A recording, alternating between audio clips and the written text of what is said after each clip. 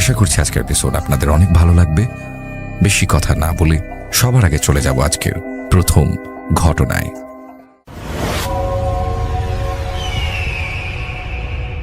আসসালামু আলাইকুম রাসেল ভাই, আসসালামু আলাইকুম লিসেনার্স, আশা করি সবাই ভালো আছেন। প্রিয় লিসেনার্স, চলুন মূল ঘটনাতে চলে যাব। যেই ঘটনাটি আপনাদের সাথে শেয়ার করব, এই ঘটনাটি আমার কাছে খুবই অদ্ভুত লেগেছে। ঘটনাটি যিনি পাঠিয়েছেন তার সাথে আমি ফোনেও কথা বলেছি। তো উনি যেভাবে ঘটনাটা পেয়েছেন তার বিস্তারিত আমাকে বর্ণনা করেছেন।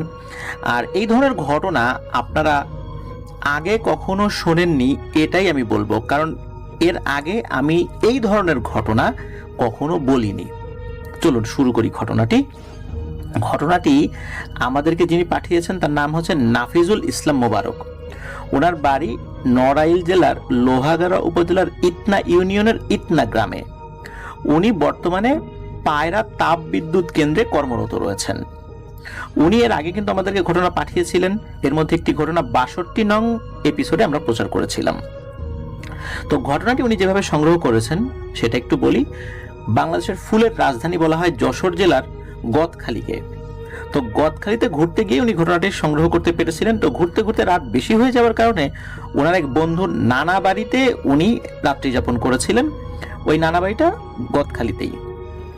তো ওই যে যিনি নানা, ওই নানার কাছ থেকে উনি কথা প্রসঙ্গে ঘটনাটি সংগ্রহ করেছিলেন আর কি। উনি নানাই বলেছিলেন ঘটনাটা। ওনার অনেক বয়স হয়ে গিয়েছিল, তারপরেও যতটুকু বলেছিলেন সেইভাবে উনি যতটুকু বুঝেছিলেন সেই বুঝ থেকেই উনি ঘটনাটি আমাদেরকে লিখে পাঠিয়েছেন।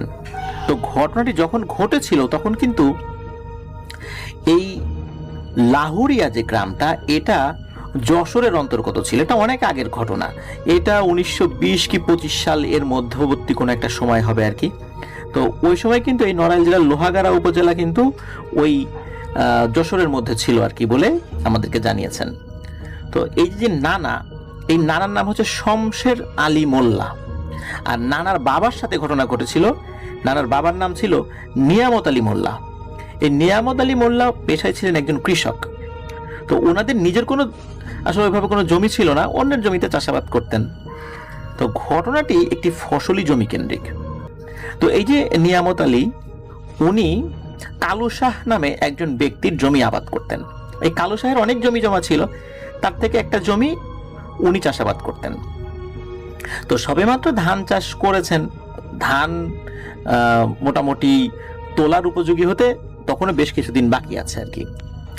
একদিন রাতের বেলা এই নিয়ামত আলী ঘুমিয়ে আছেন। তো ঘুমের মধ্যে উনি স্বপ্ন দেখছেন যে একটি গরু ওনার জমিতে ধান খাচ্ছে। তো স্বপ্নের মধ্যেই উনি ওই গরুটাকে তাড়ানোর জন্য একটি শক্ত লাঠি নিয়ে ওই গরুটার দিকে এগিয়ে যান। উনি দূর থেকে বিভিন্ন ধরনের শব্দ করছেন, যেই ধরনের শব্দগুলো করে বিভিন্ন গবাদি পশুগুলোকে দূরে সরিয়ে দেওয়া হয়। তো উনি এরকম শব্দ করছেন হাতে লাঠি নিয়ে, কিন্তু ওই গরুটি এক চুলো নড়ছে না, সে আপন মনে ধান খেয়েই যাচ্ছে। উনি লাঠি দিয়ে ভয় দেখালেও গরুটি যখন যাচ্ছে না, তখন ওই গরুটির গায়ে উনি লাঠি দিয়ে আঘাত করেন। আঘাত করা মাত্রই গরুটি মানুষের মতো করে ভয়ানক একটা ডাক দিয়ে ওঠে। আর তখনই ওনার ঘুম ভেঙে যায়। ঘুম থেকে উঠে বসে দেখেন যে এটা তো স্বপ্ন। এরকম স্বপ্ন তো মানুষ কতই দেখে। তো উনি আবার ঘুমিয়ে পড়েছেন। পরদিন সকালবেলা উনি ঘুম থেকে উঠে জমি দেখতে গিয়েছেন। আশ্চর্যজনক বিষয় হলো, উনি রাতের বেলা যে স্বপ্নটি দেখেছিলেন, যে জমির যেই অংশে ওই গরুটি ধান খাচ্ছিল ওই অংশেই কিছু ধান কাটা। কাটা বলতে ছেঁড়া বা অন্য কোনোভাবে ওই জায়গাতে ধানগুলা নাই, কিন্তু ধান যে ওখানে নাই সেখানে সেটা স্পষ্ট বোঝা যাচ্ছে। তবে দেখে মনে হচ্ছে যে গরু বাছুর বা এই টাইপের কোনো কিছু এসে ধানগুলো খেয়ে গেছে। ওর তো মন খারাপ হয়। বাড়ির দিকে হাঁটা ধরলেন আর ভাবতে লাগলেন, আচ্ছা রাতে আমি স্বপ্ন দেখলাম, এটা কিভাবে সত্য হলো? এটা কি কোনো কাকতালীয় ব্যাপার নাকি অন্য কিছু, নাকি সত্যি এখানে এসে অন্য কোনো গরু ধান খেয়ে গেছে? তো এসব ভাবতে ভাবতে উনি বাড়িতে চলে আসেন। বাড়িতে এসে ওনার স্ত্রীকে বললেন যে এমনিতেই ধান টান তো ভালো হয় নাই, তারপর আবার অন্যের গরুতে এসে খেয়ে গেল ধান, কি করা যায়? মনটা খুব খারাপ। তো ওনার স্ত্রী বলেন যে আরে এরকম তো হইতেই পারে, কত ছাড়া গরু থাকে না, চলে আসে বা অনেক সময় গরু বাধা থাকলেও ছুটে যায়, চলে আসে, এরকম এটা খুব বেশি চিন্তার বিষয় না। তো ওই দিন রাত্রে এই নিয়ামত আলী উনি আরো একটা স্বপ্ন দেখলেন। উনি স্বপ্ন দেখেন যে ওই গরুটি আবার ধান খেতে এসেছে। তো উনি এইবারও স্বপ্নের মাঝেই গরুটির উপর ভীষণ বিরক্ত হয়, আবারও ওই স্বপ্নের মধ্যে লাঠি নিয়ে তাকে তাড়া করে এবং আঘাত করছে সমানে। তো এবার উনি লক্ষ্য করলেন যে গরুটিকে যতই লাঠি দিয়ে আঘাত করা হচ্ছে, গরুটি ততই ওনার থেকে মানে নিয়ামত আলী থেকে আরো দূরে সরে যাচ্ছেন। তো দূরে সরতে সরতে একটা সময় বিকট একটা আত্মচিৎকার করে ওঠে। কোনো মানুষ যদি আত্মচিৎকার করে ওই রকম একটা চিৎকার। শুরু থেকে যখন তাকে আঘাত করা হচ্ছিল তখন কিন্তু সে চিৎকার করে নাই, কিন্তু এতটা পরে এসে সে ওইভাবে চিৎকার করলো। এরপরে কি হয়, ওই গরুটি আস্তে আস্তে সরে গিয়ে এই নিয়ামত আলীর দৃষ্টি সীমানার বাইরে চলে যায়। তবে সেটা হয় অল্প কিছুক্ষণের জন্য। স্বপ্নের মধ্যেই উনি অন্য আর একটা দিকে যান, গিয়ে দেখেন জমির অপর প্রান্তে ওই গরুটি আবারও ধান খাচ্ছে। উনি আবার ওই গরুটিকে পেটানো শুরু করেন, কারণ এতটাই রেগেছিলেন উনি ওই গরুটার উপরে যে এটাকে বারবার সরিয়ে দিচ্ছি, তারপরও এই এসে আবার ঘুরে আমার ধানগুলো খেয়ে যাচ্ছে। তো উনি আবারও গরুটাকে পেটাতে থাকেন, পেটাতে পেটাতে গরুটাকে তাড়া করতে থাকেন, এবং গরু যে সরে যাচ্ছে দৌড়াচ্ছে, উনিও গরুর পেছনে দৌড়াচ্ছেন এবং গরুটাকে হাতে থাকা লাঠি দিয়ে সমানে পেটাচ্ছেন। একবার পিটানি দেন, গরুটা কিছুটা সামনে যায়, উনি ওনার দৌড়ের গতি আরেকটু বাড়ান, আবার গরুটাকে আঘাত করেন। এভাবে উনি সামনের দিকে আগাচ্ছেন তো আগাচ্ছেনই। কতটুকু এগিয়েছেন উনি আসলে বলতে পারেন না। হঠাৎ করে ওই স্বপ্নের মধ্যে ওনার হুঁশ ফেরত আসে যে আরে আমি কোথায় আসলাম। তো উনি দেখেন যে উনি ধানি জমি থেকে বেশ অনেকটা দূরে চলে এসেছেন, এবং যেই জায়গাতে এসেছেন ওই জায়গাটা উনি চেনেন। ওইটা একটা খালের পার, যেটা ওনার জমি থেকে প্রায় 2 কিলোমিটার দূরে। ওটা স্বপ্ন হলেও মনে হচ্ছিল ওটা বাস্তবে ঘটছে ওনার সাথে। তখন ওই গরুটা ওনার দিকে ভালো করে তাকায় এবং তাকিয়ে মানুষের মতো করে বলে ওঠে, কিরে নিয়ামত, গতকাল তো আমার ছেলেকে অনেক আঘাত করেছিলি, আজও করলি, এই জন্য আমি ঘুরে অন্য পাশে এসে তোকে এই জায়গাতে নিয়ে আসছি। তুই তো আমাকেও আঘাত করলি, এবার তো তোকে আমি আমার হাতের মুঠোয় পেয়েছি, দেখ তোর কি অবস্থা এখন আমি করি। স্বপ্নের মধ্যেই এই নিয়ামত আলী উনি কিন্তু বুঝতে পারছে যে উনি ভয়ানক কোনো কিছু একটা পাল্লায় পড়েছেন। তো উনি গরুটার দিকে তাকিয়ে আছেন। উনি দেখেন যে এই গরুটি আস্তে আস্তে গরু থেকে এক ভয়ানক রাক্ষসের রূপ নিতে থাকে, ভয়ঙ্কর সে চেহারা। এটা দেখে তো উনি ভয়ে থরথর করে কাঁপতে থাকেন। তো উনি কি করেছেন, উনি ওখান থেকে সরার চেষ্টা করছেন, দৌড়ানোর চেষ্টা করছেন, কিন্তু ওখান থেকে এক পাও উনি নড়তে পারছেন না। এইভাবে ঘুমের মধ্যে উনি প্রচন্ড জোরে একটা চিৎকার দেন, চিৎকার দিয়ে উনি বিছানার উপর লাফ দিয়ে উঠে বসেন। এরপর উনি বুঝতে পারেন এতক্ষণ উনি তো স্বপ্ন দেখছিলেন। ওনার কাছে মনে হচ্ছিল এটা বাস্তবেই ঘটছে, কিন্তু যখন দেখলেন এটা উনি স্বপ্ন দেখছিলেন তখন উনি হাফ ছেড়ে বাঁচেন। ততক্ষণ তো ঘেমে একদম উনি গোসল করে উঠেছেন। ওনার পাশে ওনার স্ত্রী ছিল, উনিও ওই চিৎকারে উঠে গেছেন, বলে কি হয়েছে তোমার? তখন এই নিয়ামত আলী বলেন, না ও কিছু না, দুঃস্বপ্ন দেখেছি, তুমি ঘুমায় পড়ো। তো উনিও এটাকে দুঃস্বপ্ন মনে করেই আবারও ঘুমিয়ে পড়েন। এভাবে কেটে যায় 7 থেকে 8 দিন। একদিন কি হয়, এই নিয়ামত আলী উনি সন্ধ্যার সময় বাজার থেকে বাড়িতে ফিরছিলেন। তো বাজার থেকে বাড়িতে ফেরার যে পথ, ওই পথ থেকে হাঁটা মিনিট, মানে হাঁটা যদি আমরা ধরি এটা মিনিট 5 মতো পথ আর কি। মিনিট 5 পথ কোনটা? মিনিট 5 পথ হচ্ছে ওই যে ওনার যে ফসলি জমি ওইটার, মানে বাজার থেকে 5 মিনিট হাঁটলে ওনার ফসলি জমি। তো কি মনে করে উনি ভেবেছেন যে জমি থেকে একটু ঘুরেই আসি, দেখি আবার কারো গরু বা ছাগল ধান টান খাচ্ছে কিনা। তো উনি ওই জমির উদ্দেশ্যে হাঁটা শুরু করেন। তো জমিতে গিয়ে উনি বুঝতে পারেন তার চিন্তাই ঠিক, কার জন্য একটা গরু ওখানে ধান খাচ্ছে। একটু কাছে যেতেই এই নিয়ামত আলী খুব ভালো করে লক্ষ্য করলেন যে এই জিনিসটা, এটা একটা গরু ঠিক আছে, কিন্তু মনে হচ্ছে এই গরুটার মাথায় একটা শিং চকচক চকচক করছে।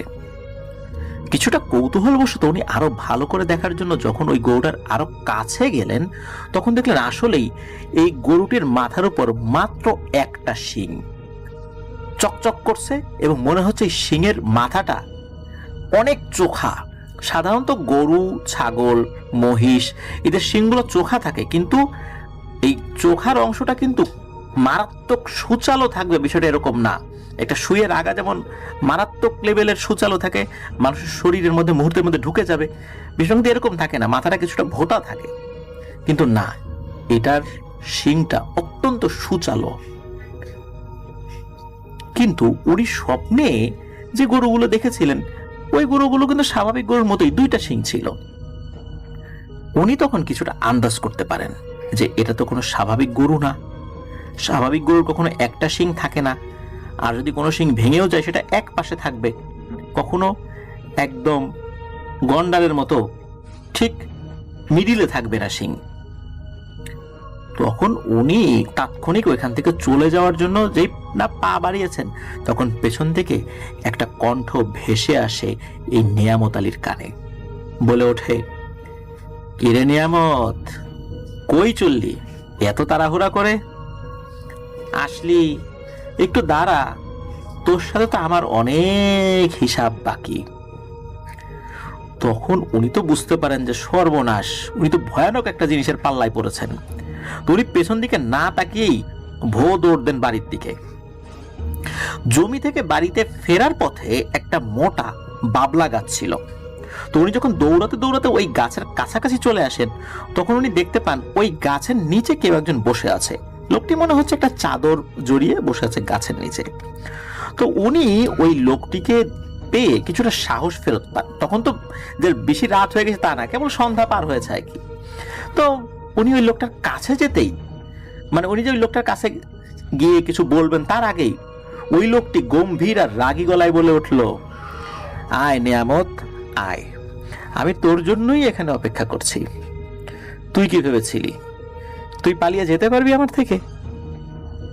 তখন উনি তো বুঝতে পারেন যে আজ আর তার রক্ষা নেই, মৃত্যু বুঝি তার জন্যই অপেক্ষা করছে। উনি তো ভয়ে ঠক ঠক করে কাঁপছে, আর সূরা কালাম যা পড়ছিল সব এলোমেলো হয়ে যাচ্ছিল, কারণ ওই অবস্থায় আসলে কারো মাথায় ঠিক থাকে না। সেই সাথে উনি ভাবছিলেন যে কি করবেন এখন, কোন দিকে যাবেন? আশেপাশে তো লোক বসতি নাই, যা আছে একটু দূরেই। তো উনি তো ওখানে দাঁড়িয়ে আছেন এবং আল্লাহর নাম নিচ্ছেন। আর ওই জিনিসটা যখন উঠে দাঁড়ায় এবং চাদরটা মাথার উপর থেকে সরিয়ে ফেলে, তখন দেখে ভয়ানক এক রাক্ষসের চেহারা, এবং ওই চেহারাটা উনি কিন্তু স্বপ্নের মধ্যেও দেখেছিলেন। তখন ওই রাক্ষসটা বলে ওঠে, নিয়ামত, তোর জন্য আমার ছেলেটা অসুস্থ হয়ে পড়ে আছে। কি দোষ করেছিল আমার ছেলে, যার জন্য তুই ওইভাবে আমার ছেলেকে আঘাত করলি? ওই অভাবটা দেখতে ভয়ঙ্কর হলেও কথাগুলো যেগুলো বলছিল মনে হচ্ছিল করুণ কণ্ঠে এক বাবা তার সন্তানের ব্যথায় যেন কান্না করছে।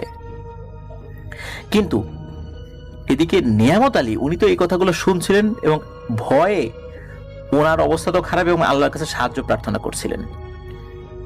কিছু বুঝে ওঠার আগে আবারও খপ করে ওই অবয়বটা নিয়ামত আলীর বাম হাত চেপে ধরে এবং বলে, আজ তোর রক্ষে নেই রে নিয়ামত। যখন বাম হাতটা চেপে ধরেছে উনি খুব ব্যথা পাচ্ছিলেন, মনে হচ্ছে ভয়ানক শক্ত কোনো কিছু তার হাত চেপে ধরে ফেলেছে এবং যেখানে ধরেছে সেইখানে হাড়গুলো গুঁড়ো গুঁড়ো হয়ে যাবে। আর যেই হাতটা ধরেছে ওই হাতটা অনেক শক্ত, আরো মনে হচ্ছিল ওই হাতের উপরে নিচে বিভিন্ন মোটা মোটা পশম রয়েছে বা লোম রয়েছে। আমাদের হাত যেটা, হাতের যে নিচের অংশ, এই অংশে কিন্তু লোম কম থাকে, উপরের অংশটা বেশি থাকে। কিন্তু মনে হচ্ছে বানর বা হনুমান বা শিম্পাঞ্জি যেগুলো আছে পুরো হাত ভর্তি তো লোম থাকে, মনে হচ্ছে ওই রকম কোনো কিছু একটা হাত ওই অবয়বের। ওই অবয়বটা হাত ধরে নিয়ামত আলীর পুরো শরীরটাকে টেনে নিয়ে যাচ্ছিল পাশে থাকা একটা ডোবার দিকে। তো উনি তো ভয় যেন কাঠ হয়ে গেছেন, চিৎকার করতে পারছেন না, উনি গলাটা আর কাজ করছে না। ওনার কাছে মনে হচ্ছিল কোনো এক জল্লাদ তাকে টেনে হিচড়ে ফাঁসির কাষ্ঠের দিকে নিয়ে যাচ্ছে এবং সেখানে তাকে ফাঁসিতে ঝুলিয়ে দেবে। মনে হচ্ছে নিজের মৃত্যু উনি নিজেই দেখতে পাচ্ছেন। তো ওনাকে 10-12 হাত দূরে নিয়ে এসেছে। এমন সময় জীবন বাঁচাতে শরীরের সমস্ত শক্তি দিয়ে আল্লাহ বলে একটা চিৎকার দিয়ে ওঠেন। এরপর ওনার কিছু মনে নাই। এরপর ওনার যখন জ্ঞান ফেরে তখন দেখতে পান যে উনি বাড়িতে আছেন। মূলত ওই সময়ে বাজার থেকে আরো দুইজন লোক ফিরছিলেন, ওনারাও ওই পথ দিয়ে আসছিলেন, ওনাদের আবার ক্ষেতের পাশে মাছের ঘের ছিল। তো ওনারা ওই দিক দিয়ে আসার সময় ওই ডোবার পাশে এই নিয়ামত আলীকে পড়ে থাকতে দেখেন। পরবর্তীতে ওনার জ্ঞান ফিরলে উনি সব কথা খুলে বলেন যে কি হয়েছে। অদ্ভুত ব্যাপার হলো, ওনার জ্ঞান ফেরার পর ওনার বাম হাত কিন্তু আর কখনো কাজ করে নাই। অনেক ফকির কবিরাজ হুজুর দিয়ে ঝাড়ফুঁক করানো হলেও কোনো কাজ হয়নি। উনি মৃত্যুর আগ পর্যন্ত বাম হাত দিয়ে কোনো কাজ করতে পারেন নাই, প্যারালাইজ হয়েছিল তার বাম হাত। আর এই অবস্থাতেই উনি স্বাভাবিকভাবে পৃথিবী থেকে বিদায় নিয়েছিলেন। প্রিয় লিসেনার্স, এইখানে একটা ব্যাপার, সেটা হলো কেন বললাম যে এই টাইপের ঘটনা আপনারা আগে কখনো শোনেননি।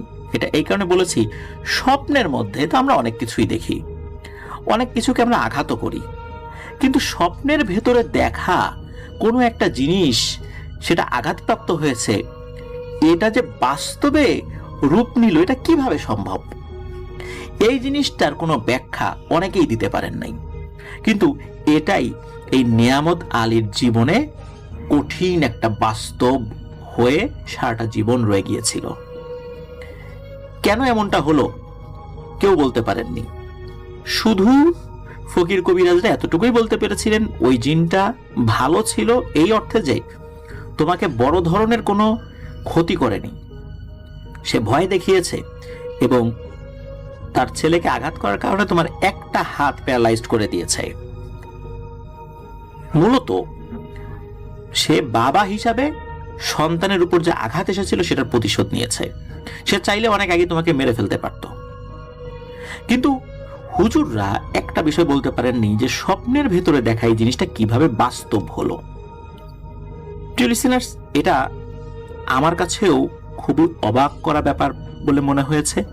স্বপ্নের মধ্যে দেখা ব্যাপারটি এটা এইভাবে সামনে ভয়ানক বাস্তবতা নিয়ে হাজির হয়, এটা আমার জানা ছিল না। আশা করছি এই ঘটনাটি শুনে আপনারাও অবাক হয়েছেন এবং ঘটনাটি আপনাদের ভালো লেগেছে। আর নাফিজুল ইসলাম মোবারক ভাই, উনি যার কাছ থেকে ঘটনা সংগ্রহ করেছিলেন, এই শমশের আলী মোল্লা নানা, উনি মারা গিয়েছেন। এই ঘটনা সংগ্রহ করে বেশ কিছুদিন পরে উনি মারা যান আর কি। পরবর্তীতে ওনার কাছে গিয়ে ওনার একটা ভিডিও উনি সংগ্রহ করবেন এমন একটা ইচ্ছা তার ছিল, কিন্তু সেটা উনি পারেন নাই। তো আমরা এই শমশের আলী নানার জন্য দোয়া করব। সেই সাথে নিয়ামত আলী নানা, যিনি উনি আসলে কোনো অন্যায় করেছেন বলে আমাদের কাছে মনে হয়নি, কারণ এটা স্বপ্ন।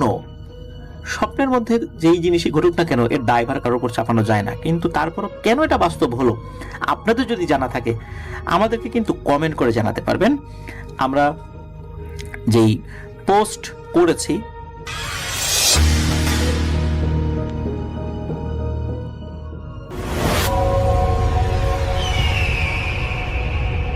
তো রাজন ভাইয়ের ঘটনা শুরু করছি। রাজন ভাই আমাদেরকে তার সপ্তম ঘটনা পাঠিয়ে দিয়েছেন। তো তিনি আমাদেরকে এতটুকু এনশিওর করেছেন তার ঘটনা শুধুমাত্র ভৌতিকতাতেই আসে। তো তিনি বলেছেন যে আমাদের কিন্তু তার শুরুর দিকের ঘটনাতে তিনি একজন ইমাম সাহেবের ঘটনা বলেছিলেন, তার এক আপুর ফ্রেন্ডের বাবা। তো ওনার কাছ থেকে তিনি একটা ঘটনা কালেক্ট করেছেন। তো উনি অনেক চেষ্টা করেছেন তার নাম প্রকাশ করার জন্য, কিন্তু উনি সম্মতি দেননি, যার কারণে ওনার নামটা আমরা প্রকাশ করছি না। তো ওনার কাছ থেকে ঘটনা তোলা অনেকটা সমস্যা, কারণ তিনি অনেকটা হার্টের রোগী এবং বয়স 60-এর বেশি। তো উনি বলেছিলেন যে ওনার 60 বছরের জীবনে প্রায় 40 বছর কেটেছে এসবের পেছনে। এত ঘটনার সম্মুখীন হয়েছেন যে তিনি নিজেও অনেক সময় গুণে শেষ করতে পারেন না। তো আজকের ঘটনাটা ওনার সমাধান করা একটা সর্বশেষ ঘটনা, মানে শেষের দিকের ঘটনা। এটার পরে উনি আর তেমন কাজে যান নাই। তো জানি না রাজেন ভাই বলেছেন যে তিনি কতগুলো ঘটনা নিতে পারবেন, কিন্তু তার কাছ থেকে তিনি ঘটনা কালেক্ট করার চেষ্টা চালিয়ে যাচ্ছেন। ইনশাল্লাহ উনি আরও কিছু ঘটনা কালেক্ট করে ফেলেছেন। তো যার সাথে ঘটনা ঘটেছিল তার নাম ছিল সজীব, এবং সৃষ্টিকর্তায় বিশ্বাস ছিল না তার এবং তার পরিবারের কারোরই। যার তারা দেখতো না, তাদের বিশ্বাস ছিল না। অনেকটা প্রকৃতির উপর বিশ্বাস তাদের সব সময় ছিল, কিন্তু যেটা দেখা যাচ্ছে না তার উপর তেমন বিশ্বাস তারা করতো না। সবসময় চুপচাপ স্বভাবের ছিল সে। তো 2018 সালের কথা। একদিন ইমাম সাহেব এলাকার মসজিদে বসেছিলেন। তো মাগরিবের ওয়াক্তের শেষের সময় ছিল। ওনার কয়েকজন মিলে ইসলামিক আলাপ আলোচনা করছিলেন মসজিদে বসে। তো তিনি খেয়াল করলো একটা যুবক বয়সী ছেলে চুপচাপ এসে সামনের কাতারে বাদিকের শেষ কোণায় গিয়ে মাথা নিচু করে বসে গেল। তো ইমাম সাহেব যেহেতু এসব বিষয়ে অভিজ্ঞ, তাই ছেলেটাকে থেকে তার একটু অস্বাভাবিক বোধ হতে শুরু করে। ঠিক করেন আলাপ আলোচনার পর ছেলেটার সাথে তিনি কথা বলবেন। কিছুক্ষণ পর যখন ছেলেটা বেরিয়ে যেতে লাগে, তখন ইমাম সাহেব ছেলেটার কাছে যেয়ে মাথায় হাত রেখে জিজ্ঞেস করেন, কি হয়েছে বাবা? কোনো সমস্যায় আছো মনে হচ্ছে? বলো, বলতে পারো আমাকে। আল্লাহর ঘর থেকে কেউ নিরাশ হয়ে ফেরে না। যেহেতু আল্লাহ তাআলা তোমাকে এখনো এখান পর্যন্ত এনেছেন, সেহেতু তোমার সমস্যার সমাধানও তিনি এখানে রাখতে পারেন। বলো সমস্যা কি? ছেলেটা কোনো উত্তর দিচ্ছিল না। তিনি অনেকবার জিজ্ঞেস করার পর ছেলেটা চুপচাপ থাকার কারণে তিনি খানিকটা রেগে যাবার মতো অবস্থা হয়। মনে মনে ভাবলো যে এত জেদ দেখানোর কি আছে। তো যাই হোক, ছেলেটা চলে আসতে যাবে এমন সময় ছেলেটা বলছিল যে উনি ওই ছেলের কাছ থেকে চলে আসতে যাবে এমন সময় বলছে যে আমার সমস্যার কারণ কেউ বিশ্বাস করতে চায় না। তো ইমাম সাহেব আবার শিওর হয়ে যান যে এটা কোনো ডিফারেন্ট টাইপের ঘটনা। তিনি তার সাথে কথা বলা শুরু করেন। তো ইমাম সাহেব তার নাম জিজ্ঞেস করেন। ছেলে বলে সজীব। তো সজীব শুধু একটা কথাই বলে ইমাম সাহেবকে, যে ইমাম সাহেবের পুরো অ্যাটেনশন নিতে সক্ষম হয়েছিল। সেটা হচ্ছিল যে আমি যা দেখে আসছি তা কোনো স্বাভাবিক জীবনের অংশ নয়, যে কারণে কেউ আমার সমস্যাগুলো ততটা গুরুত্ব দিয়ে দেখে না। কিছু মানুষ যা যা দেখে না তাতে তারা বিশ্বাস করে না। আমার দুর্ভাগ্য যে আমার পরিবারের লোকজনও সেরকম। তো এভাবে টুকটাক কথা চলছিল। সজীব ঘটনাটা বর্ণনা শুরু করে। এসএসসি পরীক্ষা দেওয়ার পর সে তার নানির বাড়ি বগুড়ায় ঘুরতে গিয়েছিল। মামার বাইক নিয়ে সারাদিন ঘোরার পর প্রায় রাত আনুমানিক 9টার দিকে বাড়ি ফেরার পথে সে দেখতে পায় মাঝ রাস্তায় একদল লোকের সমাগম। মানুষগুলো কেমন একটা গোল হয়ে দাঁড়িয়েছিল। সে বাইক রেখে সেদিকে হেঁটে যায়। গিয়ে দেখতে পায় মানুষগুলো যাকে কেন্দ্র করে দাঁড়িয়েছিল সেই লোকটা রক্তাক্ত অবস্থায় রাস্তায় শুয়ে এপাশ ওপাশ গড়াগড়ি করে কাতরাচ্ছে। এটা দেখে তার একটু মন খারাপ হতে লাগলো। এতগুলো মানুষ তাকিয়ে তাকিয়ে দেখছে, অথচ কেউ তাকে নিয়ে হাসপাতালে যেতে চাচ্ছে না। সেখানকার একজনের সাথে সাহায্য নিয়ে সেই লোকটাকে বাইকে বসায় সজীব। কি করবে ভেবে পাচ্ছিল না। সে তার মামাকে ফোন করে আসতে বলে। তার মামা তাকে জানায় এগিয়ে আসতে। সেও বের হয়েছে। সে বাইক টান দিয়েছে। পথে কিছু দূর যাওয়ার পর সে লক্ষ্য করে যে তার কানের কাছে জন্তুদের মতো গড়গড় করার শব্দ আসছে। সে বাইকের গ্লাসের দিকে তাকায়। লোকটা তাকে ধরে তার কাঁধের মধ্যে তার থুতনি রেখে বসেছিল। মিনিট দুয়েক পরে সে আবার লক্ষ্য করে লোকটা তার দিকে তাকিয়ে তাকিয়ে হাসছে এবং তার চোখগুলো জ্বলজ্বল করছে। সে ঘাবড়ে গিয়ে তাকে জিজ্ঞেস করে, কি ভাই, এখন কি একটু মোটামুটি সুস্থ লাগতেছে নাকি? লোকটা কোনো কথা বলে না, মিট মিট মিট করে হেসে যাচ্ছে। তা হাসির মাত্রা এমন পর্যায়ে পৌঁছায় যে সজীব ভয় পেতে শুরু করে। ভয়ার্ত মুখে আবারও সে জিজ্ঞেস করে, ভাই এমন পাগলের মতো হাসছেন কেন? লোকটা তৎক্ষণাৎ সজীবের গলা চাপিয়ে ধরে। চাপের কারণে বাইকের কন্ট্রোল হারিয়ে ফেলে এবং সে পড়ে যায়। পড়ে যাবার কারণে তার হাঁটু হাত গালের মাংস উঠে গিয়েছিল, ছিলে গিয়েছিল। মিনিট খানিকটার মধ্যে সেখান থেকে সেটা রক্তাক্ত হয়ে যায়। তার মাথা ঝিমঝিম করতে শুরু করে। তার মনে হতে থাকে সে এখনই জ্ঞান হারাবে। পরদিন সে হাসপাতালে নিজেকে যখন জ্ঞান ফেরে তখন তিনি দেখেন তিনি হাসপাতালে। তার মামা তাকে জানায় যে সে ওকে ফোন করে ফোনের কোনো উত্তর না পেয়ে লোকজন নিয়ে খোঁজাখুঁজি শুরু করে এবং রাস্তার পাশে তাকে পড়ে থাকতে দেখে। তো সজীব তার মামাকে জিজ্ঞেস করে তার সাথে একটা আহত লোক ছিল, সে কোথায়? সে তার গলা চেপে ধরেছিল মাঝ রাস্তায়। তোর মামা জানায় রাস্তায় সজীবকে ছাড়া আর কাউকে খুঁজে পায়নি তারা। ওর ডান হাতটাও ভেঙে গিয়েছিল। তাকে বেশ কিছুদিন হাসপাতালে রাখার কথা ছিল, কিন্তু সে 2 সপ্তাহ বেশি টিকতে পারেনি। ওকে যে রুমে রাখা হয়েছিল সেটায় 8টা রোগী থাকার বেড ছিল। সজীব সহ আরও 3 জন রোগী ছিল ওই রুমে। এক রাতে সজীব হাসপাতালে শুয়েছিল, মনে মনে সেই লোকটার কথা ভাবছিল। লোকটা হুট করে কেন গলা চেপে ধরেছিল তার, আবার হুট করে উধাও বা কীভাবে হয়ে গেল বুঝলো না জিনিসটা। যেমনটা আগেই তিনি বলেছিল যে সজীব অদৃশ্য কোনো কিছুর উপর বিশ্বাস করে না। এই কারণে সে ওই মুহূর্তে ভাবেই নি যে সেই এটা মানুষ ছিল না বা কিছু একটা। সে শুনতে পায় হঠাৎ রুমের দরজাটা আস্তে করে খুলে গেল। খুলে যাওয়া দরজাটার সামনে সে একটা অবয়ব দেখতে পায়। হাতের ইশারা দিয়ে ওকে বাইরে আসতে বলে অবয়বটা। সে উঠে যায়। দরজা ক্রস করতে সে খেয়াল করে অবয়বটা হেঁটে যাচ্ছে সে পেছনের সিঁড়ির দিকে। সজীব মোবাইলের ফ্ল্যাশ হাতে পিছু নিতেই শুরু করে অবয়বটার। হাসপাতালটা ছিল 2 তলা, সামনের দিকে একটা সিঁড়ি ছিল, পেছনের দিকে আরেকটা সিঁড়ি ছিল। তো পেছনের দিকে সিঁড়িটা খুব কম ব্যবহার হতো। তো সিঁড়ির সামনের 5 থেকে 6 হাত ফাঁকা জায়গা ছিল। তো ওই রাতের আরেকটি প্রতিচ্ছবি তিনি দেখতে পায়, সেখানে গোল হয়ে কয়েকজন লোক দাঁড়িয়ে আছে। তবে এবার ব্যাপারটা ওইবারের তুলনায় স্বাভাবিক ঘটনার মতো ছিল না।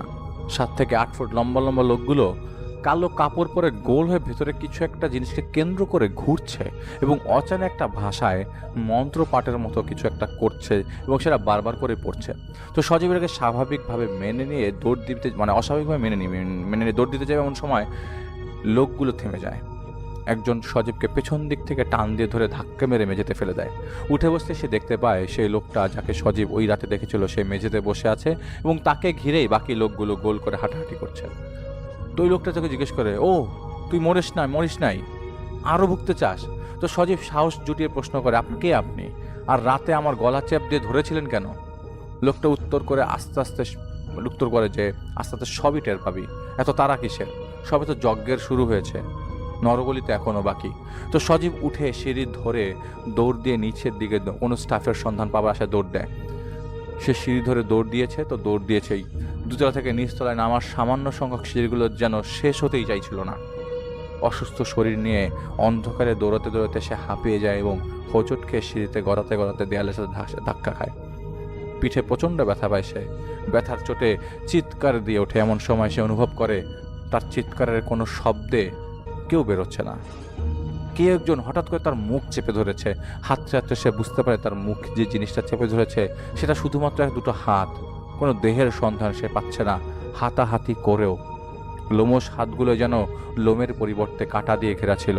তার মনে হতে থাকে তার হাতে কাঁটা ফুটছে, রক্ত বেরোচ্ছে। কিছুক্ষণ পর সে শুনতে পায় তার কানে কেউ একজন বিড়বিড় করে বলছে, কিরে, বিশ্বাস হয় আমাকে? তোর যতদিন না আমার উপস্থিতিতে বিশ্বাস জন্মাচ্ছে ততদিন তোকে আমি এইভাবেই যন্ত্রণা করে যাব। সব শেষে তোকে টুকরো টুকরো করে কেটে রাস্তার কুকুরকে দিয়ে খাওয়াবো। তো এরপর সজীব আর কিছু মনে করতে পারে না। যখন হুঁশ ফেরে তখন সে নিজেকে শরীরের বিভিন্ন জায়গায় ব্যান্ডেজ পেঁচানো অবস্থায় দেখতে পায়। কি হয়েছিল জিজ্ঞেস করতেই একজন নার্স তাকে বলে, আপনি সিঁড়ির ওখানে কি করছিলেন? সকালবেলা ওখানে গিয়ে দেখি আপনি মেঝেতে পড়ে আছেন, শরীর জুড়ে ক্ষতর দাগ, রক্ত লেগে মেঝেতে শুকিয়ে গেছে অনেকটা। সজীব রাতের ঘটনাটা কাউকে বলে না, কারণ সে নিজেই বিশ্বাস করছিল না তার সাথে কি ঘটেছে। এসব বললে সবাই হাসাহাসি করবে, আর ওর পরিবারের লোক তো একদমই কানে তুলবে না কথা। কিন্তু ওর মনে একটা ভয় ঢুকে যায়। সে মনের ভুল ভেবে এড়িয়েও যেতে পারত, কিন্তু কারণ যা হয়েছিল সে নিজেও অনুভব করতে পেরেছিল ভুল কি করে হতে পারে। আমি আবারও আপনাদের বলি, ও যখন দেখেছে ওকে কেউ মুখ চাপা দিয়ে ধরেছে, সেই হাতটার পেছনে অনেকবার হাত দিয়ে ধরার চেষ্টা করেছে, কিন্তু কোনো শরীরের অস্তিত্ব সে খুঁজে পায়নি। তো এভাবে কয়েকটা দিন কেটে যায়। তো সেরকম কিছু ঘটনা ওই কয়েকদিনে সে মনে মনে এই ব্যাপারটা নিয়ে সবসময় ভাবতো। টেনশনে দেখে ওকে রুমের একজন রোগী জিজ্ঞেস করে, এত দুশ্চিন্তা কিসের এত ছোট বয়সে? সজীব কিছু বলে না, শরীর খারাপের বাহানা দিয়ে এড়িয়ে যায়। তো লোকটা তাকে বলে, তোমার দুশ্চিন্তার চেয়ে 2 রাকাত নফল নামাজ উত্তম, চলো একসাথে পড়ি। তো সজীব বলে সে এসবে বিশ্বাসী না, যা সে দেখে না তা সে বিশ্বাস করে না। লোকটাকে সরি বলে বাইরে চলে যায়। তো রাতে সজীব উঠেছিল টয়লেটে যাওয়ার জন্য। নোংরা টয়লেটের বিশ্রী গন্ধ সে 2-3 হাত দূর থেকেই পায়। যত কাছে যাচ্ছে গন্ধটা তার কাছে তত অন্যরকম মনে হতে শুরু করে। তো টয়লেটের গন্ধর পচা লাশ পচা গন্ধের মধ্যে পার্থক্য টের পায় সে। দরজার সামনে আসতেই তার নাকে লাশ পচা একটা গন্ধ ভেসে আসে। সারি সারিভাবে কয়েকটা টয়লেট ছিল ওখানে। তো ভেতরে গিয়ে সে প্রথম দরজাটা খুলতেই দেখতে পায় কমোডের উপর বসা, পেছনের দেয়ালে হেলান দিয়ে গলা কাটা একটা মহিলার দেহ পড়ে আছে। ক্ষতের চারপাশে মাছি ভনভন করছে, পেটের মাঝ বরাবর একটা লম্বা ক্ষতের দাগ, যেখানে পোকা লেগে গেছে। নাড়িবুড়িগুলো বের হয়ে ঝুলছে, চোখ দুটো খোলা। মনে হচ্ছিল যেন গলা কাটা নিথর দেহটা নিয়ে মহিলাটা ওর দিকে তাকিয়ে আছে। সজীব বমি করে দেয় সাথে সাথে। মুখ আর নাকে অন্যটা হাতটা চেপে ধরে হাঁটুত গেড়ে মেঝেতে বসে পড়ে। একটু নিচে তাকাতেই খেয়াল করে মহিলাটার পায়ের আঙ্গুল নড়ে উঠেছে। ভয় পেয়ে আবার উপরে তাকাতেই সে দেখে লাশের চোখ এবার বন্ধ, কিন্তু মুখে দাঁত বের করা অট্ট হাসি স্টাইল।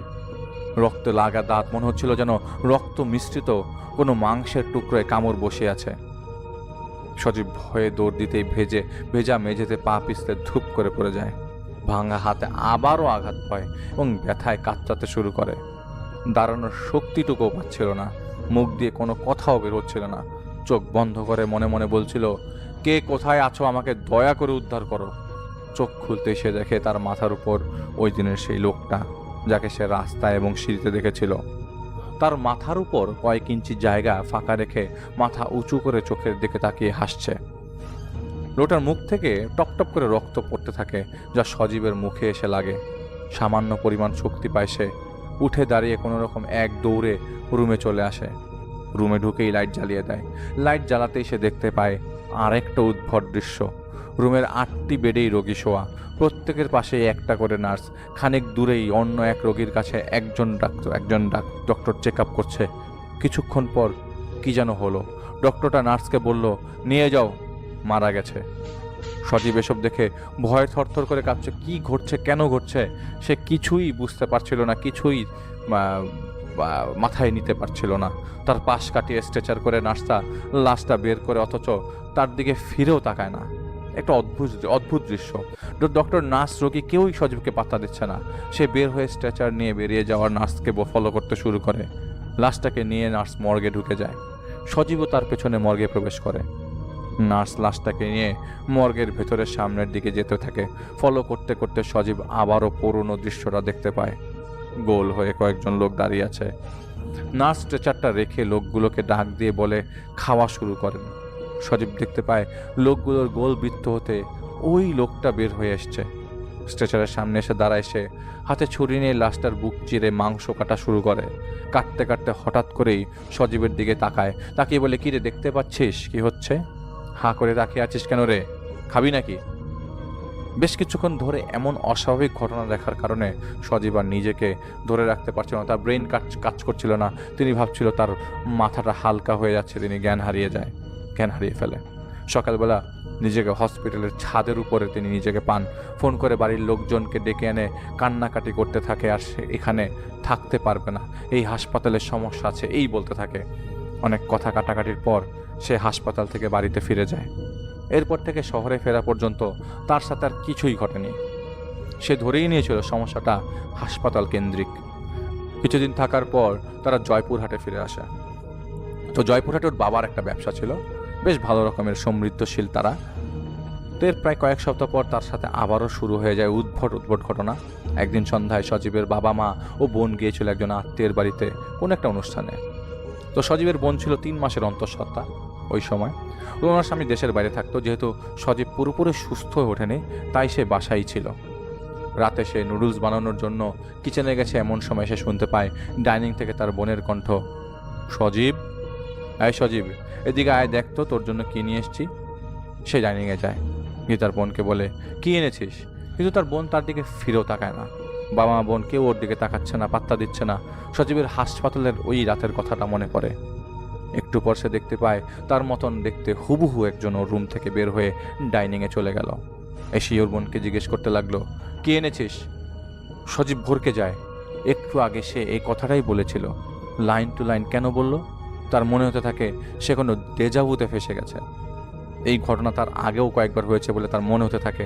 তার বোন হাত থেকে একটা প্যাকেট টেবিলের উপর রাখে। সজীবের মতন দেখতেই সে অবয়বটা বলে প্যাকেটটা খুলতে। অবয়বটা প্যাকেট খোলে।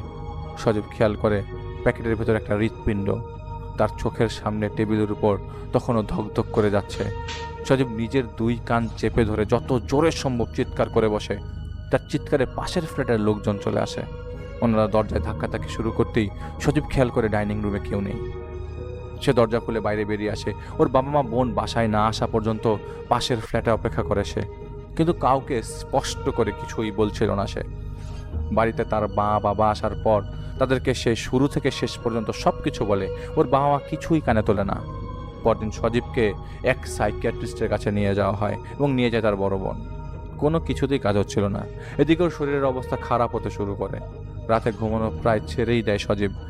ও বলে যে ঘুমালেই নাকি অদ্ভুত স্বপ্ন দেখত। ইমাম সাহেবকে মাত্র একটা স্বপ্নের কথাই শেয়ার করেছিল। সজীব তাকে বলেছিল এসব একদম মনেই করতে চায় না। একবার সে তার জন্মদিনে রাতে স্বপ্ন দেখে বাসায় মেহমান এসছে। টেবিলে রাখা কেকের উপর ছুরি চালাতেই কেক থেকে রক্ত ছিটকে তার মুখে এসে লাগে, যেন সে কেক না মাংস কাটলো কোপ দিয়ে। মায়ের দিকে তাকাতেই দেখে তার মা উধাও। মা সহ সমস্ত পরিচিত লোক ডাইনিং থেকে নিরুদ্দেশ। তাদের পরিবর্তে 7 থেকে 8 ফুট লম্বা লম্বা অনেকগুলো লোক। তাদের মাঝখানে একটা নেতা টাইপের লোক এগিয়ে আসে, যাকে দেখে সে মুহূর্তে চিনে ফেলে এই সেই লোক। সে সব অদ্ভুত ঘটনাতেই দেখতে পায় যে সেদিন তার গলা চেপে ধরেছিল। লোকটা এগিয়ে এসে তার সামনে দাঁড়ায়। লোকটার সজীবের মধ্যে শুধু একটা টেবিলের ব্যবধান। একটু আগে সজীব যেটাকে কেক ভেবে কেটেছিল সেটাকে এই লোকটা হাতে তুলে টেবিল থেকে হাতে তুলে নেয়। সজীব লক্ষ্য করে লোকটা হাতে একটা বড় মাংসের টুকরো, মাংসের উপর অসংখ্য পোকা নড়াচড়া করছে। লোকটা ওর দিকে তাকিয়ে বলতে থাকে, কেটেছিস যখন খেয়ে নে। এটা বলে ওর মুখে মাংসের টুকরাটা চেপে ধরে। সজীবের দম বন্ধ হয়ে আসতে থাকে ওই অবস্থায়। এমন সময় ওর ঘুম ভেঙে যায়। এতটুকু বলার পর সজীব অস্বস্তি বোধ করতে থাকে। বগুড়া থেকে জয়পুরহাট আসার পর ওর ঘন ঘন শ্বাসকষ্ট হওয়া শুরু করেছিল, এবং যেটা একসময় রেগুলার মাত্রায় পৌঁছে যায়। তো ইমাম সাহেবকে সে বলেছিল একজন হিন্দু বন্ধুর কথায় একবার এক তান্ত্রিকের সমস্যাটা শেয়ার করেছিল। ইমাম সাহেব জিজ্ঞেস করেন, এখন কেমন অবস্থা? সে বলেছিল যেমন যাচ্ছিল তেমন। মাঝে একবার কমেছিল, বেশি দিন টেকে নেই, আবার শুরু হয়ে গেছে। তো সজীব বলে, আমি কাউকে শেয়ার করি না, অদৃশ্যে বিশ্বাসী না তো আমি। আর আমি বিশ্বাস করা না আমার করার মধ্যে হাটকা পড়ে গেছি। কখনো মনে হয় যা ঘটছে সবই সত্যি, আবার কখনো মনে হয় এটা আমার মনের ভুল, সবই আমার হ্যালুসিনেশন। আমি ভয়ের কারণে ঘুমাই না, ঘুমালেই স্বপ্ন দেখি, এবং সবই দুঃস্বপ্ন, কোনো ভালো স্বপ্ন না। হিন্দু বন্ধুর কথায় তান্ত্রিকের কাছে যাওয়ার পর তান্ত্রিক ওকে দেখে বলে, তোর পেছনে অসুরের ছায়া আছে। তো সজীব মনে মনে হাসে, নিজেই ভাবতে থাকে কিসের অসুর, পাগল নাকি, কি বলে উল্টাপাল্টা কথাবার্তা। যাই হোক, সেই তান্ত্রিককে টাকা দিয়ে বের হয়ে আসে। তো বাড়ি ফিরতে ফিরতে ভাবছিল সব ধর্মের লোকের কাছে যাবে সে। পরদিন সে অন্য এক ইমামের সাথে যোগাযোগ করে। কিছুদিন পর ইমাম তাকে নিয়ে কথা বলার জন্য বসে। ইমাম জানিয়েছিল, তোমার উপর জিন চালান করা হয়েছে। সজীব মনে মনে আরও ভাবতে থাকে, এক ধর্ম থেকে শুনলাম অসুর, আরেক ধর্ম থেকে জিন। যেহেতু সে ধর্মে বিশ্বাস করতো না, তাই সে মজা করার ছলে ইমামকে প্রশ্ন করে বসে, আচ্ছা, অসুর আর জিনের মধ্যে পার্থক্য কি কাকা? ইমাম তাকে বলে, আল্লাহর অসংখ্য সৃষ্টির মধ্যে জিন এবং এক জাতি যাদের আমরা দেখতে পাই না। সত্যি এটাই যে তারা জিন। কেউ তাদের বলে অসুর, কেউ শয়তান, কেউ প্রেতাত্মা। তোমার সাথে ধর্ম নিয়ে তর্কে যাবার সময় আমার নাই। সমস্যার সমাধান নিতে এসেছো, নিয়ে চলে যাও। সজীবের কথা বাড়ায়নি, বেয়াদবি হয়ে যাচ্ছিল মনে হচ্ছে তার কাছে। ইমাম তাকে জানায়, তোমাকে যে মেয়েটা কয়েক মাস আগে ছেড়ে দিয়েছে তার পরিবার করেছে এটা। সজীবের ক্লাস 9 থেকে একটা মেয়ের সাথে সম্পর্ক ছিল। মেয়েটা ছিল হিন্দু পরিবারের। তো এসএসসি পরীক্ষার আগে নাকি তারা দুই পরিবারের সামনে ধরা পড়ে সম্পর্ক নিয়ে। মেয়ের পরিবার কোনোভাবেই মেনে নিতে চাইছিল না, কারণ ওরা হিন্দু আর সজীবরা নাস্তিক। এর সাথে মেয়ে বিয়ে দিলে এলাকায় নাক কাটা যাবে, আর তাছাড়া ওরা ছোট। এজন্য মেয়ের বাবা এক তান্ত্রিককে দিয়ে কালো জাদু করিয়েছিল সজীব ও তার পরিবারের উপর। এরপর ওদের ছাড়াছাড়ি হয়ে যায়। তো সজীব ইমামের সাথে তার বাবাকে দেখা করায়, কিন্তু সজীবের বাবা এসবের কিছুই বিশ্বাস করছিল না। একটাই জেদ, যা দেখি না তাকে এমনি মানব। ইমাম নিজের চেষ্টা চালিয়ে সজীবকে একটা সমাধান দিয়েছিল। মাসখানেক বন্ধ ছিল, সে ঠিক মতন ঘুমাতে পারত, খেতে পারত। এরপর এক রাতের ঘটনা, সজীব ইয়ারফোন কানে গান শুনতে শুনতে ঘুমিয়ে যায়। মাঝরাতে তার ঘুম ভাঙে গলায় চাপ অনুভব করার কারণে। হুঁশ ফিরতেই সে খেয়াল করে তার গলায় শক্ত করে কিছু একটা পেঁচিয়ে ধরেছে। কিছুক্ষণ পর সে বুঝতে পারে তার গলায় সাপের প্যাঁচ লেগেছে। কানের কাছে এসে ফসফস করছে আর গলায় চাপ দিয়ে যাচ্ছে। কয়েক সেকেন্ড পর সাপটা নিজে থেকে গলা ছেড়ে উধাও হয়ে যায়। সজীব হাঁপাতে হাঁপাতে পানি খেতে শুরু করে। হঠাৎ তার মনে হয় রুমে সে ছাড়াও অন্য একজন আছে। জানালা দিয়ে বাইরে থেকে ঘরে প্রবেশ করছিল হালকা আলো। সে আলো এসে দেখতে পায় তার পড়ার টেবিলের চেয়ারে কেউ বসে আছে। সে চশমাটা তুলে চোখে লাগায়। ক্লিয়ার হতে সে বুঝে ফেলে চেয়ারে সত্যিই কেউ বসে আছে। এক দৃষ্টিতে তাকিয়ে আছে। কিছুক্ষণ পর বলতে থাকে, এত সহজেই চলে যাব? তোকে কেটে টুকরো টুকরো না করা পর্যন্ত আমরা কোথাও যাচ্ছি না। সজীব উঠে দৌড় দিয়ে ডাইনিংয়ে চলে যায়। ডাইনিংয়ে জ্বালানো ডিম লাইটের আলোয় সে দেখতে পায় পুরো ডাইনিং ভর্তি স্ট্রেচার। স্ট্রেচারে রাখা অনেকগুলো লাশ। হঠাৎই লাশগুলো উঠে তার দিকে এগোতে শুরু করে। সজীবকে প্রথম ইমাম একটা দোয়া শিখিয়ে দিয়েছিল, যেটা সে মুখস্থ করেছিল। ডাইনিংয়ে লাশগুলোকে দেখে জোরে জোরে দোয়াটা পড়তে শুরু করে এবং পড়া শুরুই করে দেয়। সাথে সাথে পুরো রুম ফাঁকা হয়ে যায়। সে তখন পরদিন রাতে সজীবের বাবা মা ও সজীব ছুটে যায় ওর বড় বোনের রুমে। চিৎকার শুনে গিয়ে দেখতে পায় বড় বোন বিছানায় বসে আছে, তার প্রচুর পরিমাণে রক্তক্ষরণ হচ্ছে। তাড়াতাড়ি করে হাসপাতালে নিয়ে যায়। ডক্টররা জানিয়েছে অনেক দেরি হয়ে গেছে হসপিটালে নিয়ে আসতে, কারণ বাচ্চারা ওই মুহূর্তে মারা গেছে, মিসক্যারেজ হয়ে যায়। ওর বড় বোন শেয়ার করে ওই দিন সন্ধ্যাবেলায় হঠাৎই তার পেটে হালকা হালকা ব্যথা শুরু হয়। ব্যথার পরিমাণ খুব একটা ছিল না এবং তিনি গুরুত্ব দেয়নি। রাতে সে তার হাজব্যান্ডের সাথে কথা বলে ঘুমিয়েছিল। মাঝরাতে একটা স্বপ্ন দেখে। সে দেখে তার রুমে একটা গলা কাটা মহিলা প্রবেশ করেছে। ওনার কাছে এসে মহিলাটা হাত দিয়ে ওনার পেট চিরতে শুরু করে। পেট চিরে ভেতর থেকে একটা বাচ্চা বের করে আনে মহিলাটা। উনি ব্যথায় কাতরাচ্ছেন। বাচ্চাটাকে হাতে নিয়ে মহিলাটা ওনাদের ডাইনিংয়ের দিকে যেতে শুরু করে। পেছন থেকে উনি মহিলার উদ্দেশ্যে কাঁদতে কাঁদতে বলছিলেন, আমার বাচ্চা আমাকে ফেরত দেন। উনি মহিলাটার পেছন ডাইনিংয়ে যান। গিয়ে দেখেন সোফায় একটা অদ্ভুত লোক বসে আছে, যার সামনে মেঝেতে হাঁটু গেড়ে মাথা নিচু করে বসে আছে ওনার বাবা মা ছোট ভাই সজীব। লোকটা হুট করে উঠে সেই গলা কাটা মহিলার হাত থেকে বাচ্চাটাকে নিয়ে মেঝেতে জোরে আছাড় মেরে পা দিয়ে পিষে ফেলতে শুরু করে। একের পর এক লাথির কারণে বাচ্চাটা কাঁদতে কাঁদতে একসময় চুপ হয়ে যায়। চিৎকার দিয়ে ওনার ঘুম ভেঙে যায়। উঠেই দেখেন ওনার খুব খারাপভাবে ব্লিডিং হচ্ছে। এরপর থেকে সব কিছু প্রায় এলোমেলো টাইপ হয়ে যেতে থাকে। সন্তান হারানোর শোকে ওনার বড় বোন অনেকটা মানসিকভাবে ভেঙে পড়ে। বাধ্য হয়ে শেষে ওনার বাবা একজন কবিরাজের কাছে যায়। কবিরাজ বলেছিল কিছু করার নেই এখন, আর আপনার সমস্যাগুলোর কারণগুলো জেনেছিলেন একজন ইমামের মাধ্যমে।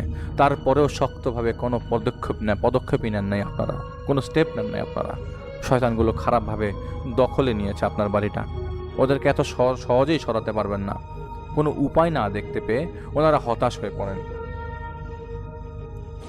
এরপর থেকে সজীব মসজিদ, চার্চ, মন্দিরে ঘুরঘুর করা শুরু করে। এভাবেই একদিন দেখা হয় দ্বিতীয় ইমাম সাহেবের সাথে, যার কাছে তিনি ঘটনা বর্ণনা করেছেন। তো ইমাম সাহেব সজীবকে বলে, দুশ্চিন্তা করো না, তিনি দেখবেন কি করা যায়, বাকিটা আল্লাহর ইচ্ছা। যারা আগের দুটো ঘটনা শুনেছিলেন তারা জানবেন যে এই ইমাম সাহেব সাথে 4 জন ইমানদার জিন আছে। রাতে ইমাম সাহেব ওনার 4 জন জিনকে সজীবের ব্যাপারে জানায়। ওনারা খোঁজ নিয়ে ইমাম সাহেবকে জানিয়েছিল এটা সজীবের এক বান্ধবীর পরিবার করিয়েছে। তাদের দুজনের সম্পর্ক ছিল, এটা তারা মেনে নিতে পারেনি। মেয়েটা অনেক বেশি আসক্ত ছিল সজীবের উপর, যে কারণে মেয়ের পরিবার অনেক চেষ্টা করেও তাদেরকে আলাদা করতে পারছিল না। শেষে একজন তান্ত্রিক দিয়ে সজীব ও তার পরিবারের উপর তারা তাবিজ করেছিল। এটা একদিন দুদিনের ঘটনা না, এটা ঘটতে অনেক বছর হয়ে গেছে। আর জিনগুলো এমনিতেই বেশ শক্তিশালী। মোট 42টা জিন ওই বাড়িতে আছে। ওইখানে থাকার কারণে ওদের জন্য বিপদ ছাড়া আর কিছুই না।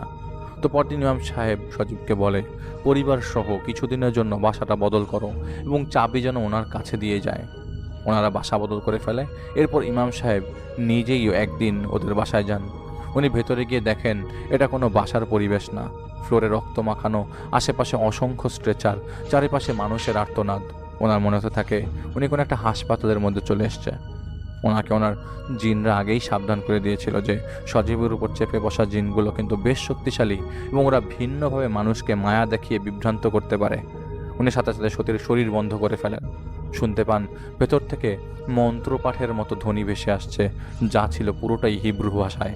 তিনি তার জিনদের মাধ্যমে বুঝতে পারল মন্ত্রের অর্থ, যা ইমাম সাহেব জানেননি, কারণ অর্থটা শিরক করে ফেলার মতো। যাই হোক, তিনি আস্তে আস্তে এগিয়ে যেতে থাকেন শব্দের উৎসের দিকে। হঠাৎ ওনার বুকে প্রচণ্ড ব্যথা অনুভব হয়। কয়েক বছর আগে ধরা পড়েছিল তার হার্টের রোগটা। উত্তেজিত হয়ে পড়ার কারণে ওনার বুকে ব্যথা শুরু করে। তিনি বুকে হাত দিয়ে মেঝেতে বসে পড়েন, মনে মনে আল্লাহকে ডাকছিল এবং তার জিনদের স্মরণ করছিল। উনি অনুভব করে তার সামনে সব ঝাপসা হয়ে আসছে। একটা শীতল হাত ওনার কাঁধে স্পর্শ করে এবং তিনি কিছুক্ষণ পর নিজেকে ওই বাসার বাইরে আবিষ্কার করে। সন্ধ্যা গড়িয়ে রাত হতে শুরু করেছে। তিনি তার জিনদের সাথে হাঁটা দেন। পথে তাকে তারা বলছিল, তোমার দুর্বলতার জায়গায় শয়তানগুলো আঘাত করে ফেলেছে। আমরা আসতে আর কিছুক্ষণ দেরি করে ফেললে তুমি ওখানে মারা যেতে পারতে। বাড়ির আশেপাশে আর যেও না। আগের মতো হলে আমরা তোমাকে বাধা দিতাম না, কারণ এখন তোমার বয়স হয়েছে, বড় ধরনের ধকল তুমি নিতে পারবে না। দূর থেকে যা করার করতে হবে এখন।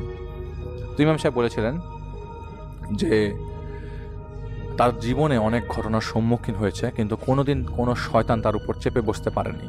এই ঘটনা সমাধান করতে গিয়ে তার সাথে কিছু উদ্ভট ঘটনা শুরু হয়।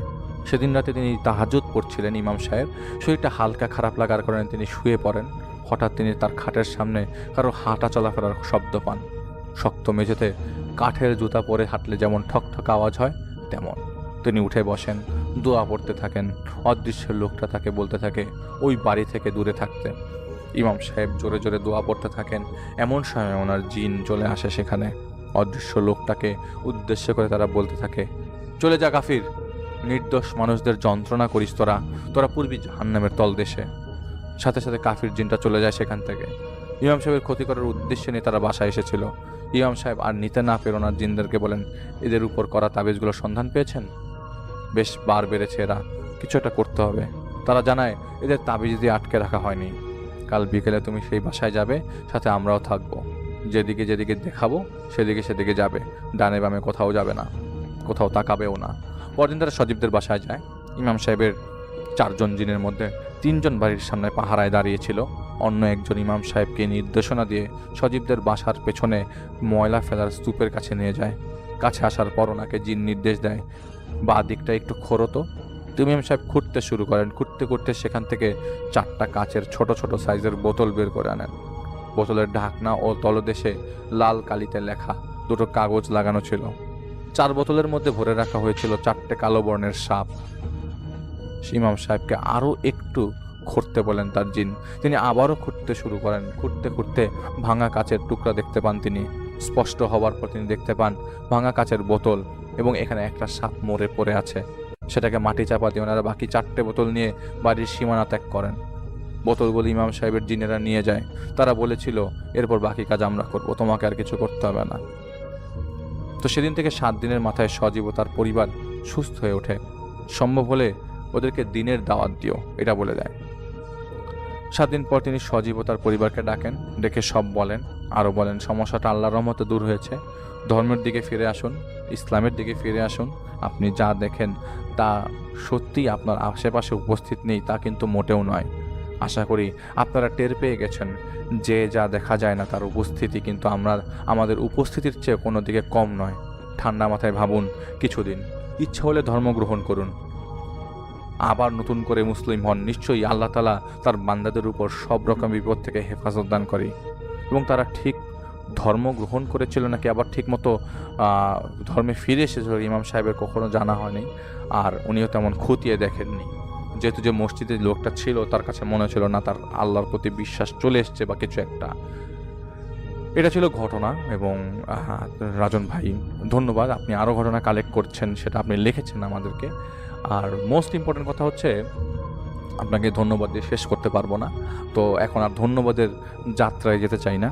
জাস্ট এতটুকু বলতে চাই, আমাকে আমার এক পরিচিত ভাই বলেছিল যে উনি একজনের সাথে কথা বলেছিল সামনাসামনি।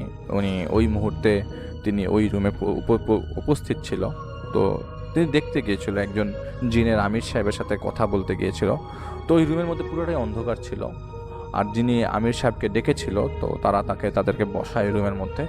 তো তারা এতটুকু ফিল করছিল তাদের মাথার উপর দিয়ে জায়নামাজ ঘুরছে, এবং জায়নামাজ ঘোরার পর্যায়ে কথা বলার সময় কথা বলছে। জাস্ট কোন ধরনের কুফরি কালামের বিষয় ছিল না, তারা সাথে কথা বলার জন্য ওই পীরের কাছে যায় এবং ওই পীর একজন জিন তার সামনে নিয়ে আসে। তো তারা নাকি ওই জিন নাকি বলছিল যে আসলে তোমরা যদি আমাদেরকে দেখতে পেতে তাহলে তোমাদের থেকে বেশি দেখতে পেতে। তোমরা কত মানুষ রাস্তায় ঘোরো, তার থেকে বেশি মানুষ, বেশি জিন আমাদের বেশি জিন দেখতে পেতে তোমরা। যেহেতু তোমরা দেখতে পাও না সেহেতু তোমরা অনেকেই বিশ্বাস করতে চাও না। তো যাই হোক, এটা ছিল ঘটনা।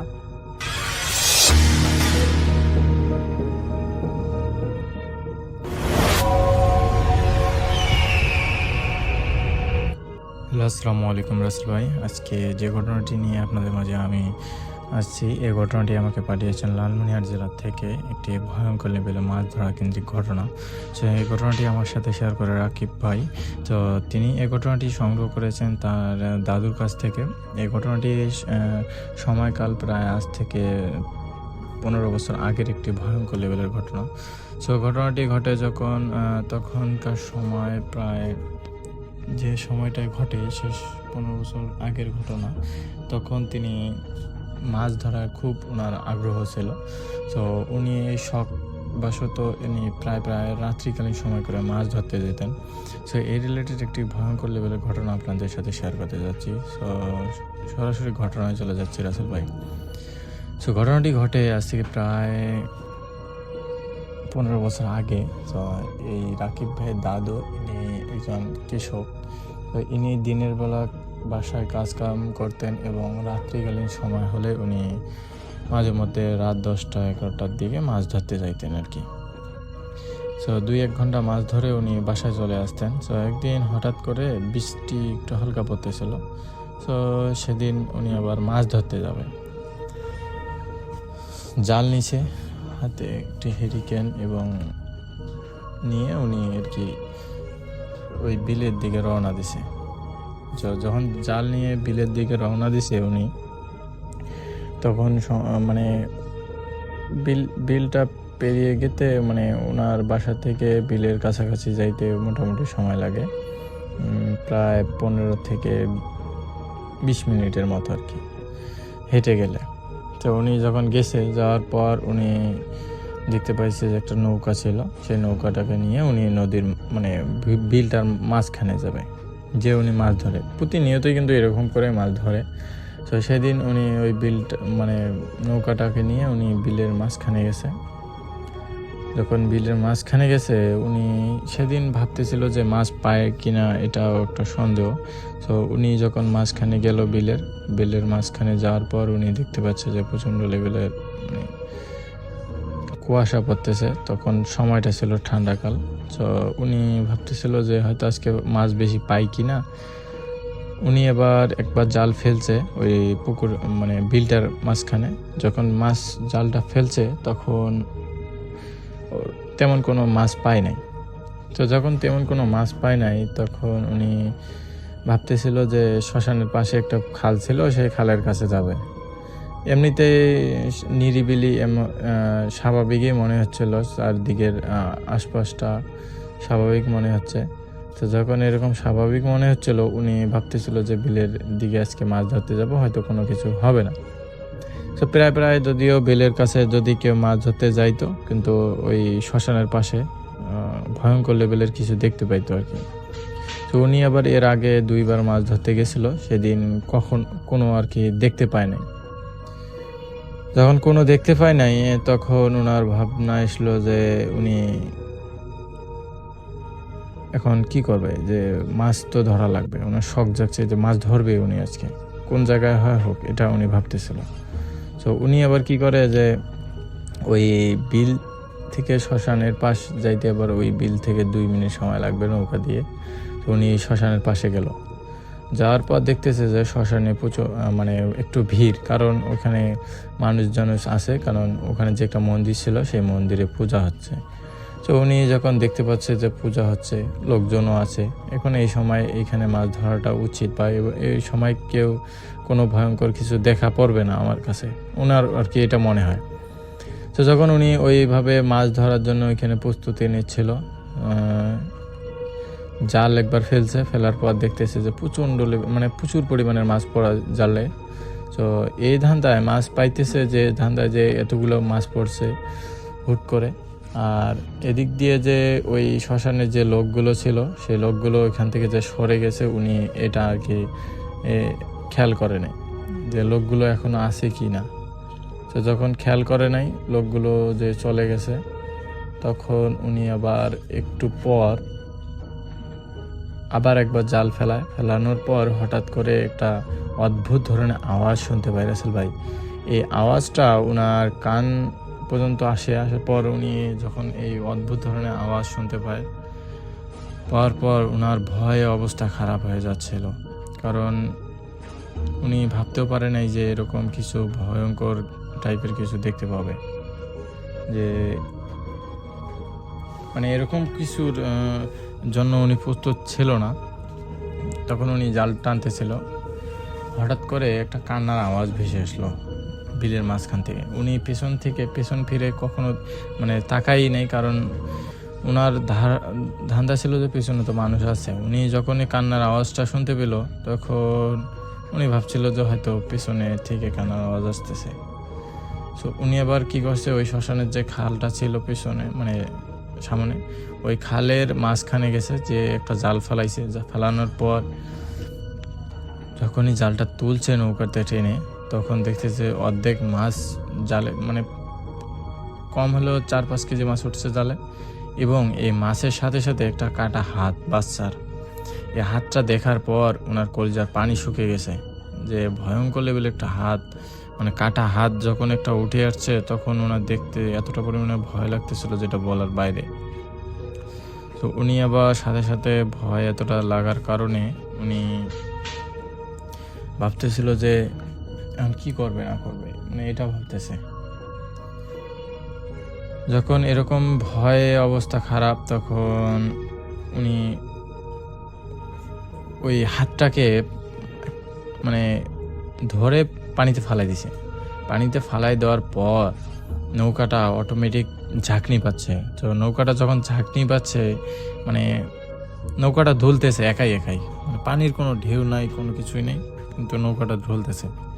তো ওনার বোঝার বাকি ছিল না যেখানে কোনো ভয়ঙ্কর লেভেলের কিছু ঘটতে যাচ্ছে, কারণ উনি যে হাতটা ফালাইছে এটা একটা ভয়ঙ্কর লেভেলের অবায়কের হাত হতে পারে, এটা উনি ওনার বোঝার বাকি ছিল না।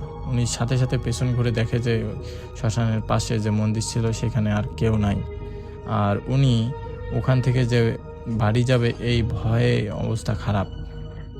তো উনি সাথে সাথে নৌকাটাকে জালটা তুলে নৌকাটাকে সাথে সাথে পাড়ের দিকে নিয়ে যাওয়ার চেষ্টা করে। যখনই পাড়ের দিকে নৌকাটা নিয়ে যাওয়ার চেষ্টা করে মনে হচ্ছিল যে নৌকাটাকে মানে নিচে কিছু টেনে ধরছে। তো নিচ থেকে একটা আওয়াজ আসতেছিল যে কিছু মাছ আমাকেও দিয়ে যা। তো ওনার যখন এরকম একটা আওয়াজ পাইছে ওনার বোঝার বাকি ছিল না যে পিশাচ একটা মানে আমাকে আক্রমণ করছে, এখানে যদি মাছ আমি না দিয়ে যাই তাহলে আমি এখান থেকে বেঁচে ফিরতে পারবো না। তো উনি আবার কি করে, যে মাছগুলো পাইছিল তার অর্ধেক মাছগুলো পানিতে ফালাই দেয়। তো পানিতে ফালাই দেওয়ার পরই নৌকাটা দেখতে পাচ্ছে যে নৌকাটা এখন ছাড়া পাচ্ছে। তো উনি আবার ওই নৌকা নিয়ে পাশে দৌড় দেয় যে এরকম যাতে মানে বিলের শেষ মাথায় যে একদম পৌঁছার পর ওনার ভয় অবস্থা খারাপ। কিছু মাছ ধরে উনি বাসার দিকে রওনা দেয়, আর কিছু মাছ নৌকায় ঠালায় রেখে আসে, কারণ হয়তোবা ওর পিছু করতে করতে তার বাসা পর্যন্ত আসতে পারে এই পিশাচটা। এই ভয়ে উনি কিছু মাছ ওইখানেও রেখে আসে। সো এই ভয়টা এতটা পরিমাণে ভয় কাজ করে যে বাসায় এসে উনি অসুস্থ হয়ে যায়, মানে অবস্থা খুবই খারাপ, ভয়টা এতটা পরিমাণে পাইছে। উনি আবার এই অবায়কটাকে দেখতে পায় নাই, শুধু এই হাতটাকেই দেখতে পেয়েছিল। কিন্তু পরবর্তীতে আর উনি ওই মানে বিলে মাছ ধরতে কখনো যায় নাই। আর এরপর থেকে উনি যদিও বিলের মাছ ধরতে কেউ যেত তাদেরকে সতর্ক করে দিত যে এই জায়গায় যাতে মাছ ধরতে না যায়, কারণ এরকম ভয়ঙ্কর সিচুয়েশনে উনি পড়ছিল। তো এরপর থেকে উনি আর মাছ ধরতে যায়নি রাত্রিকালীন সময় রাসেল ভাই। আর ওনাকে পরবর্তীতে কবিরাজের কাছে নিয়ে যে কিছু পানি পোড়া দিয়ে উনি একজন ইমাম পানি পোড়া দেওয়ার পর একটু ভয়ে কাজ করা কমে যায়, আর এরপরে উনি মোটামুটি সুস্থ হয়। উনি এই ঘটনাটি রাকিব ভাইয়ের সাথে শেয়ার করে কিছুদিন আগে। সো এই ঘটনাটি রাকিব ভাই আমার সাথে শেয়ার করছিল রাসেল ভাই। আমি জানি না আপনাদের মাঝে কতটুকু এই ঘটনাটি ভালো লেগেছে। সো আশা করি এর পরবর্তীতে আপনাদের জন্য আরও সুন্দর মানে ঘটনা পাইলে আপনাদের মাঝে নিয়ে আসবো ইনশাল্লাহ। সো আজকের মধ্যে এখানে বিদায় নিচ্ছি, আল্লাহ হাফেজ।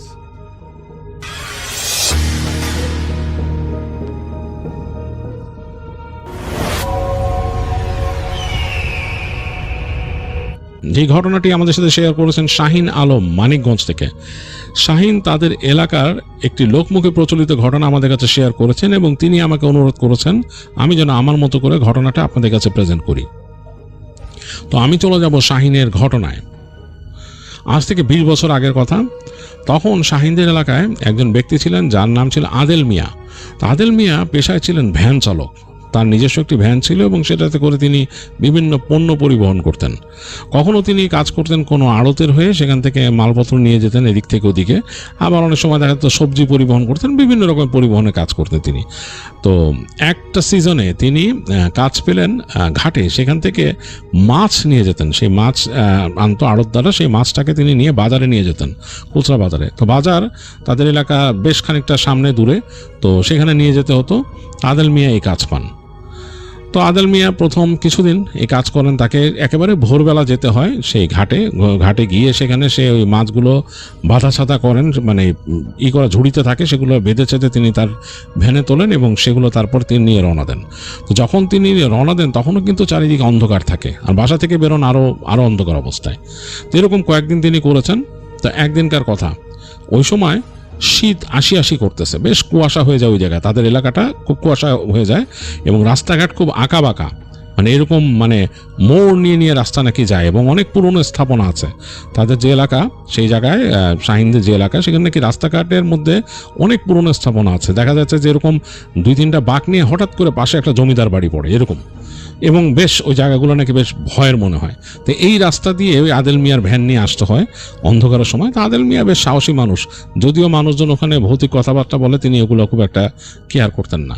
আর তাকে অনেকে ভয় দেখাইছে, এই সকালবেলা এই জায়গা দিয়ে মাছ নিয়ে আসবি, ভোরের মধ্যে কি অবস্থা। তা আদেল মিয়া এগুলো কেয়ার করতেন না। তো তখন শীত আসি করতেছে, চারিদিকে কেমন কুয়াশা ছাওয়া, মানে ছেয়ে যায় এই জায়গায়।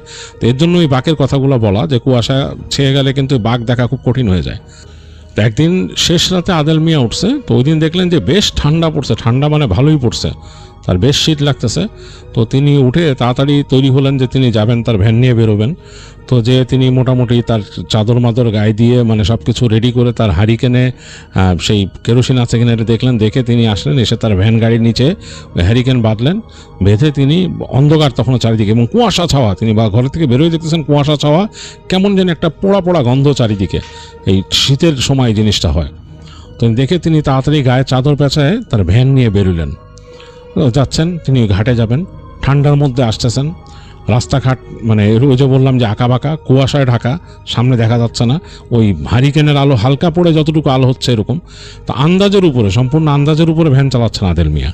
তো এরকম চালাতে 2-3টা বাঁক নিলেন, বাঁক নিয়ে দেখলেন ওই যে জমিদার বাড়ির পাশ দিয়ে বাঁকটা গেছে, ওই দিলেন তার কাছে একটু কেমন গা কাটা দিয়ে উঠলো এরকম অন্ধকারের মধ্যে, চারিদিকে কুয়াশা, তখনও মানে ভোর আসে নাই, এরকম শেষ রাত তখন। তো তিনি ভ্যান চালাতে একসময় চলে আসলেন সেই তাদের ঘাটে। তো ঘাটে এসে দেখলেন যে ওইখানে কেবল ওই যে লোকটা নৌকার থেকে মাছের ঝাঁপিগুলো নামায় রাখতেছেন, সেও নিয়ে আসছে পাশের ওখান থেকে এনে ওই ঝাঁপিগুলো নামায় রাখতেছেন। তো তার সাথে সাধারণত একজন হেল্পার থাকে, তা আজকে কোনো হেল্পার নাই। তো তিনি ওই লোকরা বললেন যে কি ব্যাপার, আজকে আপনি একা, এগুলো তুলবো কে, আপনি একটু হাত লাগান। তো আদেল মিয়া একটু চেতলেন, মানে রাগ করলেন যে এই শীতের সকালে এগুলোই নাকি, আমার কি এত টাকা দেয় নাকি, এগুলো কেন আমি করবো, সেই তর্ক বিতর্ক করতে করতে তিনি ওই ঝুড়ি তোলা শুরু করলেন। অগত্যা কিছু করার নাই, যত তাড়াতাড়ি নিয়ে পৌঁছায় দিবেন তত লাভ, আর এই বাজারে খুব সকাল এই মাছগুলো ঢুকে যেতে হবে। যাই হোক, তিনি তুললেন মাছের ঝুড়ি, সব তুললেন, তুলে ওই লোকে বললো যে আপনি বলেন, মদনরে বলেন যে এরকম করলে কিন্তু হইব না, লোক রাখা লাগবো, এই বলে তাকে বিদায় দিলেন। তিনি বিদায় দিয়ে তিনি তার ভ্যান নিয়ে রওনা দিলেন। ভ্যান বেশ ভারী হয়ে গেছে, মানে রওনা দিয়েছেন, ভ্যান প্যাডেল মারা শুরু করলেন। তো আলো কিন্তু তখনও ফুটে নাই, কুয়াশায় তো এমনি, মানে আকাশ তো এমনি মেঘলা হয়ে আছে, কুয়াশায় একদম ছেয়ে গেছে, ওই দিন কিচ্ছু দেখা যাচ্ছে না। এমন ওই আশেপাশে যে 2-1টা দোকানপাটে একটু খুলে বসে বা হোটেলে প্রিপারেশন নেওয়া শুরু করে যে ভোরবেলা নাস্তা বানাবে, এরকমও অবস্থা নাই, কারণ অন্ধকার, মানে কোনো হোটেলও খুলে নাই, গ্রামের হোটেল যেগুলা ওই ঘাটের কাছে সেগুলোও খুলে নাই, অন্ধকার, কুয়াশা ছাওয়া চারিদিক। তো আদেল মিয়া প্যাডেল মেরে রওনা দিয়েছেন ভ্যান নিয়ে, সামনে এগিয়ে যাচ্ছেন এবং তার কাছে মনে হচ্ছে যে তিনি কিন্তু মানে ভুল করে ফেলতে পারেন এই অন্ধকারে। হ্যারিকেনে তেমন কিছু দেখা যাচ্ছে না, হ্যারিকেন তিনি কিন্তু খুলে সামনে নিছেন, তার মানে ওই যে তার যে ভ্যানের যে কোচটা ওইটার পাশেই রাখছেন, তারপর আলো হচ্ছে না। তিনি মনে করতেন ভুল করে তিনি কোথাও ঢুকে যেতে পারেন, এরকম চিন্তা হচ্ছে, খুব সাবধানে আস্তে আস্তে প্যাডেল করে যাচ্ছেন। তো হঠাৎ করে তার কাছে মনে হলো যে তার ভ্যানের পাশ থেকে কিছু একটা দৌড় দিয়ে গেছে বেশ জোরে, এবং তার পায়ের পাশ দিয়ে গেছে, এবং তিনি মনে হলো যে টাচ ফিল করছেন, কালো একটা কিছু এরকম, মানে একে তো অন্ধকার কুয়াশা, তার মধ্যে দিয়ে কালো কিছু একটা গেছে এবং তার শরীরে টাচ ফিল করছেন। তো তিনি একটু মানে কেঁপে উঠছেন যে ঘটনাটা কি গেল। মনে হলো তার ভ্যানের সামনে দিয়ে সরে গেল একটা শব্দ করে, কেমন শব্দটা একদম বিদ্ভুট শব্দ। তো তিনি চিন্তা করছেন কি। তো তিনি আস্তে করে ভ্যানের তার প্যাডেলটা একদম কমায় দিয়ে তিনি ব্রেকটা ধরে হারিকেনটা উঁচা করে সামনে ধরছেন, ধরে তাকায় দেখতেছেন একটা কালো রঙের কুকুর, বেশ বড় একটা কালো কুকুর দৌড় দিয়ে সামনে চলে গেছে তার ভ্যান থেকে, ওইটাই তাকে পাস করে গেছে। তারপর দেখলেন ওইটা সামনে যে ঘুরে তাকাইছে তার দিকে, মাথাটা এত বড় কুকুরটার, এরকম ঘাড়ের পাশ থেকে এরকম বড়, চোখ দুটা জ্বলতেছে, মানে চোখের মধ্যে থেকে মনে হচ্ছে যে আলো টিকরায় বেরিয়েছে এরকম। তো ভয় পেয়েছেন আদেল মিয়া, কুকুর দেখে ভয় পেয়েছেন। তিনি সামনে যাবেন কিনা চিন্তা করতেছেন, তো কিছু করার নাই, তিনি তাড়াতাড়ি হারিকেনটাকে হ্যান্ডেলের মধ্যে ঝুলায় ফেলাইলেন, ঝুলে আবার প্যাডেল মারলেন। আস্তে আস্তে এগিয়ে যাচ্ছেন, যতটুকু আলো সামনে পাইতেছেন এতটুকুতে, এবং কুয়াশা মনে হচ্ছে আরও ঘনীভূত হইতেছে। চারিপাশের যে গাছগাছালির মধ্যে কুয়াশা বেরোয় আসতেছে। আদেল মিয়া মানে অবাক হইলেন, তিনি বুঝতে পারতেছেন না তিনি যাবেন কেমনে সামনে, মানে তার যাওয়ার রাস্তাটাই তিনি চিন্তা করতে পারতেছেন না। এর মধ্যে তিনি পৌঁছাইলেন একদম কাঁচা রাস্তাটা, দুই পাশে গাছগাছালি একদম। তিনি এই রাস্তা চিনেন, তার একটা আন্দাজ আছে, তো বুঝলেন যে এই রাস্তাটা এইভাবে সোজা গেছে মোটামুটি। তো ওই রাস্তা দিয়ে তিনি যাচ্ছেন, হঠাৎ করে সামনে শুনলেন যে কুকুর যেরকম শব্দ করে ওরকম ভারী একটা শব্দ করলো কিছু। তো তিনি ওই জায়গায় আবার ব্রেক করে দাঁড়াইছেন, দাঁড়ায় তিনি হারিকেনটা উঁচা করে ধরছেন। কেমন একটা প্রকৃতির শব্দ, আর কোনো শব্দ নাই। আবার শুনলেন কুকুরের একটা ভারী শব্দ, এটা সাধারণ কুকুর করে না, কোনো ভারী বড় কুকুরের শব্দ হবে। তো তিনি হারিকেনটা বাড়ায় ধরে দেখতেছেন যে ওই কুকুরটা কতগুলো গাছগাছালির মধ্যে থেকে মাথা বের করে রাখছে, তার দিকে তাকায় আছে এরকম জল জল চোখে, এবং মনে হচ্ছে কেমন একটা গলার ভেতর থেকে গড় গড় গড় গড় করতেছে। ভয় পেয়েছেন আসলে আদেল মিয়ার, মানে বুক শুকায় গেছে এই কুকুর থেকে। চিন্তা করছে এটা এরকম করতেছে কেন, আর যেখানে দাঁড়ায় আছে কুকুরটা গাছগাছালির মধ্যে থেকে, ওখানে যদি হঠাৎ করে লাফ দিয়ে তার গায়ে পড়ে তার বিশাল সমস্যা হবে। তো তিনি চিন্তা করতেছেন যে তিনি পার হবেন কিনা। এই চিন্তা করতে করতে তিনি আস্তে করে হ্যারিকেনটা রেখে চিন্তা করেন জোরে একটা প্যাডেল দিই, প্যাডেল দিয়ে আমি সামনে চলে যাই। তো এই চিন্তা করে তিনি দ্রুত প্যাডেল মারলেন, ওইখানে প্যাডেল মেরে তার ভ্যান চলা শুরু করলো। আর তিনি মনে মনে দোয়া করতেছেন যাতে ওই কুকুর যাতে ই না করে। তো দেখলেন যে উনি পার হয়ে গেছেন ওই জায়গাটা, তখনও কিছু ওরকম টের পান নাই। এরপর পাশ দিয়ে যখন যাচ্ছেন দেখলেন যে বড় একটা পুকুর ছিল, পুকুরে পাশ দিয়ে যেতেছেন। কুয়াশার জন্য পুকুরের উপরিভাগ দেখা যাচ্ছে না, কিন্তু মনে হচ্ছে পানির মধ্যে কিছু একটা লাফাচ্ছে, মানে মানে শব্দ করে যদি কেউ খেলাধুলা করে পানির মধ্যে, মানে কোনো প্রাণী যদি উঠানামা করে সেরকম লাগতেছে, ফস ফস করে পানি এরকম উপর উঠতেছে। আদেল মিয়ার বেশ ভয় লাগলো। ততক্ষণে কিন্তু এই যে অন্ধকারটা কেটে একটা আলোকিত অন্ধকার হয়েছে, মানে আলো ফুটছে কিন্তু অন্ধকার, মানে পুরা অন্ধকারটা কাটে নাই, এবং কুয়াশা আরও ছেয়ে ছেয়ে যাচ্ছে। আদেল মিয়া ভয়ে ভয়ে মানে তার নিয়ে ভ্যান নিয়ে আরও সামনে গেলেন। তো সামনে যেতে যেতে হঠাৎ তিনি খেয়াল করলেন যে তার সামনে ওই কুকুরটা দাঁড়ায় আছে, একদম রাস্তা আগলায় দাঁড়ায় আছে, এবং দুই পাশে শুধু গাছগাছালি ছাড়া আর কিছু নাই, দুই পাশে গাছগাছালি ছাড়া কিছু নাই। এবং এই অন্ধকার যে কেটে গেছে, চাঁদটা যে ছিল ওই চাঁদটা তখনও ওই জায়গায়, মানে একদম মনে হচ্ছে ম্রিয়মানভাবে চাঁদটা দেখা যাচ্ছে এই অন্ধকারের মধ্যে, মানে দিন হয়ে আসলো চাঁদটা ম্রিয়মানভাবে দেখা যাচ্ছে আকাশে। কেমন একটা ভয়ঙ্কর দৃশ্য, এবং তার সামনেই কুকুরটা দাঁড়ায় আছে একদম পথ আগলায়। আদেল মিয়া সবচেয়ে ভয় পেলেন যে তিনি এই পথে এতদিন যাতায়াত করছেন, তিনি কিন্তু এই কুকুরটাকে কখনো দেখেন নাই। মানে এলাকার তো কিছু থাকে ওই কুকুর, মানে যেগুলো নাকি ভবঘুরে টাইপের, ওরকম কিছু না, এবং বেশ হিংস্র, এটার ঘাড় এরকম মোটা, মানে এটা নর্মাল কোনো কুকুরের মতো না, দেখে মনে হচ্ছে বিদেশি কুকুর, একদম কালো কুচকুচে, চোখ দুটো জ্বলতেছে এবং দাঁড়ায় আছে, এবং সেই গড়গড় গড়গড় করতেছে। একটু পর তার মনে হলো তার যে ভ্যানের উপরে কিছু একটা দ্রুম করে পড়লো, দ্রুম করে শব্দ হলো, কিছু একটা পড়লো। তো আদেল মিয়া ভয়ের চোটে লাফ দিয়ে তার সিটের থেকে নেমে পিছনে ফিরে তাকাইছে। তাকায় দেখলেন যে লম্বা একটা কালো অবয়ব, মানে বেশ লম্বা, প্রায় 7 ফিটের মধ্যে একটা লম্বা কালো অবয়ব তার ভ্যানের পিছনে বসে তার ঝুড়ির মাথা সরায় ফেলতেছে এরকম। তো এই দৃশ্য দেখে আদেল মিয়া ঠিক থাকতে পারলো না, তিনি ঘুরে উল্টা দিকে দৌড় দিলেন, কারণ সামনের দিকে তো কুকুরটা, পিছনের দিকে, এবং তিনি তার ভ্যান পাস করে যাচ্ছেন, তখন ওই কালো অবয়বটা ওইখানে তার ভ্যানের উপর বসে আছে, ঝুড়ির ওদিকে হাত। তো তিনি দৌড়াইতেছেন, আদেল মিয়া জেলে দৌড়াইতেছেন পিছন দিকে দৌড়াইতেছেন, আর তার মনে হচ্ছে যে তার আশপাশে গাছের পাতার উপর দিয়ে ফরফর ফরফর করে কিছু যাচ্ছে।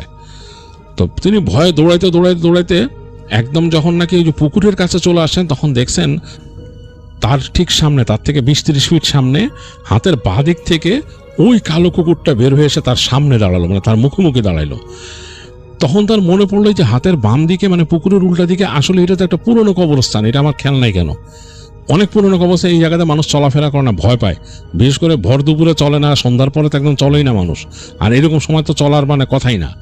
তিনি দিক দিয়ে আসছেন, এই রাস্তা দিয়ে যাচ্ছেন, আর ওই কবরস্থানে কিন্তু কুকুরটা বেরিয়েছে, এবং কুকুরটা বেশ বড়, মানে তিনি তো আগেই দেখছেন বিশাল, এটা এখন মাটিতে দাঁড়ায় আরো বড় মনে হচ্ছে তার, এবং ওটা মানে চোখ এরকম বড় করে তার দিকে তাকায় আসছে, চোখ দুটো জল জল করতেছে, এবং মনে হলো আস্তে আস্তে কাছে আসা শুরু করলো তার দিকে। তো আদেল মিয়া আসলে উপায়ন্ত না দেখে ভয়ের চোটে দৌড় দিয়ে যে তিনি পুকুরে লাফায় পড়লেন। পুকুরে লাফায় পড়ছেন, বেশ ঠান্ডা, ঝপাস করে পানিতে পড়ছেন, পানি একদম তার শরীরে মনে হলো যে ফুটে গেল, পুরো ঠান্ডা, মানে হুল ফুটাই দিল পুরো। ভয়ের চোটে তিনি পানিতে লাফ দিয়ে পড়ছেন এবং তিনি মানে বুঝতেছেন ঠান্ডা কাকে বলে। এই অবস্থায় তিনি সাঁতরানো শুরু করলেন প্রাণপণ। সাঁতরাইতে সাঁতরাইতে পুকুরটা বেশ বড়, কিন্তু তিনি মোটামুটি ভালোই সাঁতার জানতেন, ছোটবেলা থেকে সাঁতরান। যাই হোক, সাঁতরাইতে তিনি পুকুরের ওই পারে যেয়ে উঠলেন। থরথর করে কাঁপতেছেন তিনি। তো উঠে হাঁচড়ে পাঁচড়ে উঠে দৌড়াইলেন। দৌড়ায় ওইখানে বাঁশঝাড় ছিল, বাঁশঝাড়ের মধ্যে দিয়ে তিনি দৌড়াইলেন এবং তিনি মনে হলো যে তার কাছে যে তাকে ওই বাঁশঝাড়ের উপর দিয়ে কিছু একটা চলতে চলতে যাচ্ছে তার পিছনে পিছনে। তো আদেল মিয়া প্রচণ্ড ভয় পেয়েছেন এই তার উপর দিয়ে যে পাতার মধ্যে দিয়ে যে শস্য শস্য করে কিছু গেছে এই শব্দে। তো তিনি দিক বিদিক শূন্য হয়ে দৌড়াইতেছিলেন। তো দৌড়াইতে দৌড়াইতে তিনি এক জায়গায় এসে পৌঁছাইলেন, দেখলেন যে ওই জায়গায় একটা হোটেল মনে হয় খুলছে, সেখানে মানে খাবার দাবার প্রিপেয়ার করবে মানুষজন। কারণ সেখান থেকে তিনি দেখছেন আগুনেরই উঠতেছে, মানে ধোঁয়া টোয়া উঠতেছে আর কি এই কুয়াশার মধ্যে। তো তিনি দৌড়াইলেন ওই হোটেলের দিকে, মানে আন্দাজে দৌড়াইতে দৌড়াইতে তিনি দেখলেন যে দুইটা কারিগর, একজন চুলা জ্বালাইছে আর একজন কাজ করতেছে। তিনি তাদের সামনে যে বললেন, তারা দেখে অবাক হয়ে গেল আদেল মিয়ারে। বলে, আপনি কোত্থেকে গেছেন, আপনি কে, কি ব্যাপার? তো বললো যে ভাই আমার অনেক সমস্যা হয়েছে, আমার বাঁচান। তো তারা তাড়াতাড়ি বসতে দিল। ওখানকার হোটেলের কারিগর একজন তাকে গামছা এনে দিল, তার কাপড় ওই যে উপরের যে সোয়েটার মোটার খুলে ফেললো। খুলে তিনি তাড়াতাড়ি গামছা দিয়ে শরীর মুছে ও তাদেরই দিয়ে একটা কাঁথা গায়ে বেচায় ফেললেন। তো মোটামুটি কোনো মতে আর কি কষ্ট করে ওইখানে তাদেরই কাপড় নিয়ে তিনি বসলেন, তার ভিজা কাপড় সরায়, অনেক ঠান্ডা। তো জিজ্ঞেস করলেন কি হয়েছে, তখন তিনি বললেন যে এই ব্যাপার, এই দেখছে। তখন ওই হোটেলের যে লোকজন ছিল 2-3 জন, তারা বলল যে ওই রাস্তাটা দিয়ে আপনি গেলেন কেন, আপনি যে মাছ নিয়ে আসছেন সবসময় কি ওই রাস্তা দিয়ে গেছেন? তখন বললেন না। তাহলে কোন দিক দিয়ে গেছেন? বললো যে আমি ওই দিক দিয়ে, এই মানে একটা রাস্তার নাম বললো। তো বললো যে ওদিক দিয়ে গেলে আপনি এই দিক দিয়ে কেন আসছেন? আমি বুঝতেই পারিনি, কুয়াশার জন্য আমি হারাই ফেলছিলাম জায়গা। তো তখন তারা বললো হইতে পারে, জায়গা তো আসলে এটা ভালো নয়, কবরস্থান রাস্তা খুবই খারাপ, যে কেউ জানা, দিনে দুপুরে মানুষ হাঁটে না। কারণ আপনি পুকুরে লাফায় পড়ে সাঁতরে আসছেন, এটি তো অবাক কাণ্ড। ওই পুকুরেও ভূত আছে, মানুষজন বলে খারাপ জিন আছে ওই পুকুরে। তো যাই হোক, আদেল মিয়া মানে ওখানে তারপরে ওই হোটেলে ছিল অনেকক্ষণ এবং তার কাপড় চোপড় যখন একটু তারা ওই যে চুলার পাশে রাখছে শুকাইছে, সেগুলো পরে তারপর ওখান থেকে বের হয়েছে। বের হয়ে তিনি হেঁটে যান, ওখানে একটা হার্ডওয়্যারের দোকান ছিল, সেখানে পরিচিত লোকজন ছিল তার। তো ওখান থেকে একজনকে জোর করে নিয়ে সে ওই রাস্তা আবার ফেরত যায়। তো গিয়ে দেখে যে তার ভ্যান ওই জায়গা মতোই আছে। তার ওই ভ্যানের মধ্যে ওখানে 5 ঝুড়ি মাছ ছিল, কিন্তু খুব আশ্চর্যজনকভাবে উপরের যে ঝুড়ি, ওই ঝুড়িতে কোনো মাছ নাই, ঝুড়িটা পুরো ফাঁকা। নিচে 4টা ঝুড়ি আছে, ওগুলোর মধ্যে মাছও আছে, কিন্তু একটা ঝুড়ির মধ্যে কোনো মাছ নাই, পুরো ঝুড়িটা ফাঁকা। তো যাই হোক, ওইভাবেই তিনি ওই ভ্যান ওখান থেকে সরাই নিয়ে আসেন এবং এনে ওই যে ওই মাছটা যেখানে দেওয়ার দেয়, এবং সেই বাজারের লোক নাকি বলে মাছ একদম নরম হয়ে গেছে। কি ব্যাপার, এত কম সময় মাছ নরম হওয়ার কথা না, কারণ ঝুড়ির মধ্যে এমনি তো ঠান্ডা, তার উপরে বরফ দিয়ে মাছ দিছে, তাজা মাছ, এগুলো নষ্ট হওয়ার কথা না, এরকম নরম হয়ে গেছে কেন? তো তাকে নাকি বলে, তো তার তো আসলে কোনো সদুত্তর নাই এবং তিনি ওই 1 ঝুড়ি মাছ তো দিতে পারেন নাই। এগুলো নিয়ে তার সাথে পরে বোঝাপড়া হবে ওই মহাজনের। তো তিনি যাই হোক ওখান থেকে চলে আসেন ওই দিনের মতো। এরপর থেকে তিনি ওই মাছ ক্যারি করা, ওই ভোরবেলা ওই কাজ ছেড়ে দেন। তিনি আর ওই মাছ ক্যারি করেননি এরপর থেকে, সবজি টবজি এগুলো নেওয়া নিয়ে করতেন, এগুলোর কাজ তিনি বাদ দিয়ে দেন। তো যাই হোক, এই ছিল আদেল মিয়ার ঘটনা।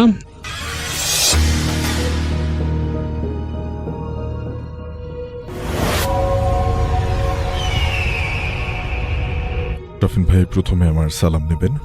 আশা করি আপনি ভালো আছেন। আমিও আলহামদুলিল্লাহ ভালো আছি। আমি আহমদ রেজা রিফাত বলছি, ফেনী থেকে। আমি যে ঘটনাটা বলতে যাচ্ছি সেটা আমার স্কুলের হোস্টেলে আমার সাথে ঘটে যাওয়া একটা ঘটনা। তখন আমি 10ম শ্রেণীতে পড়ি, আর সময়টা ছিল 2017। স্কুলটার নাম আমি বলতে চাচ্ছি না, যেহেতু এটা একটা প্রতিষ্ঠান। যাই হোক, আমাদের হোস্টেলটা ছিল স্কুলের একেবারে কোনায়। গাছ বেশি থাকার কারণে দিনেও অন্ধকার থাকতো হোস্টেলটা প্রায়। আমাদের হোস্টেলের সবাই মাগরিবের নামাজ পড়ে কোচিং করতে চলে যেত। তো ওই দিন আমি বিকেলে ফুটবল খেলে অনেক ক্লান্ত হয়ে ঘুমিয়ে পড়ি। ঘুম থেকে উঠে দেখি আমার রুমমেট কেউ নেই, সবাই কোচিংয়ে চলে গেছে, আর আমরা থাকতাম 3 তলাতে। তো আমি উঠে দেখি যে পুরো হোস্টেলে আমি একা।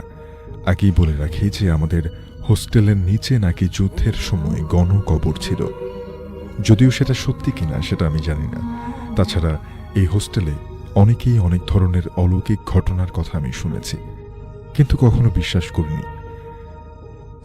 যাই হোক, ওই দিন আমি ঘুম থেকে উঠে অনেক দেরি হওয়াতে আমি আর কোচিংয়ে যাইনি।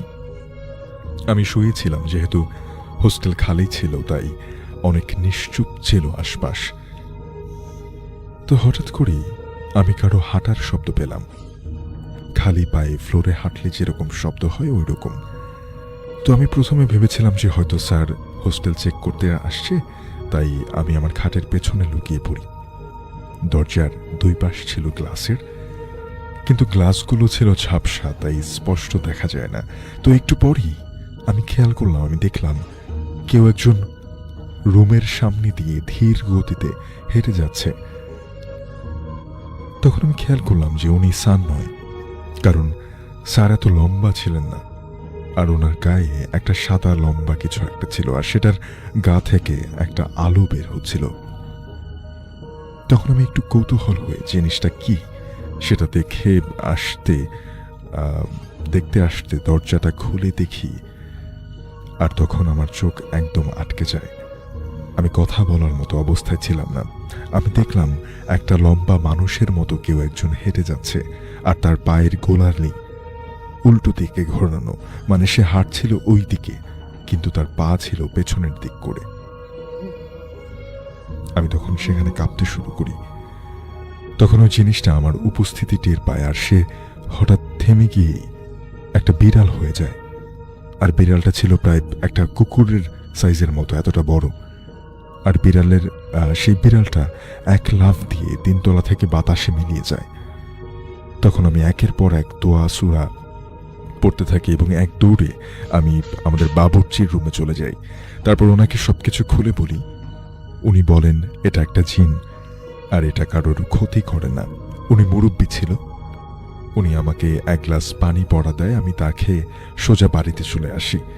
ভাইয়া, এটা ছিল আমার ঘটনা।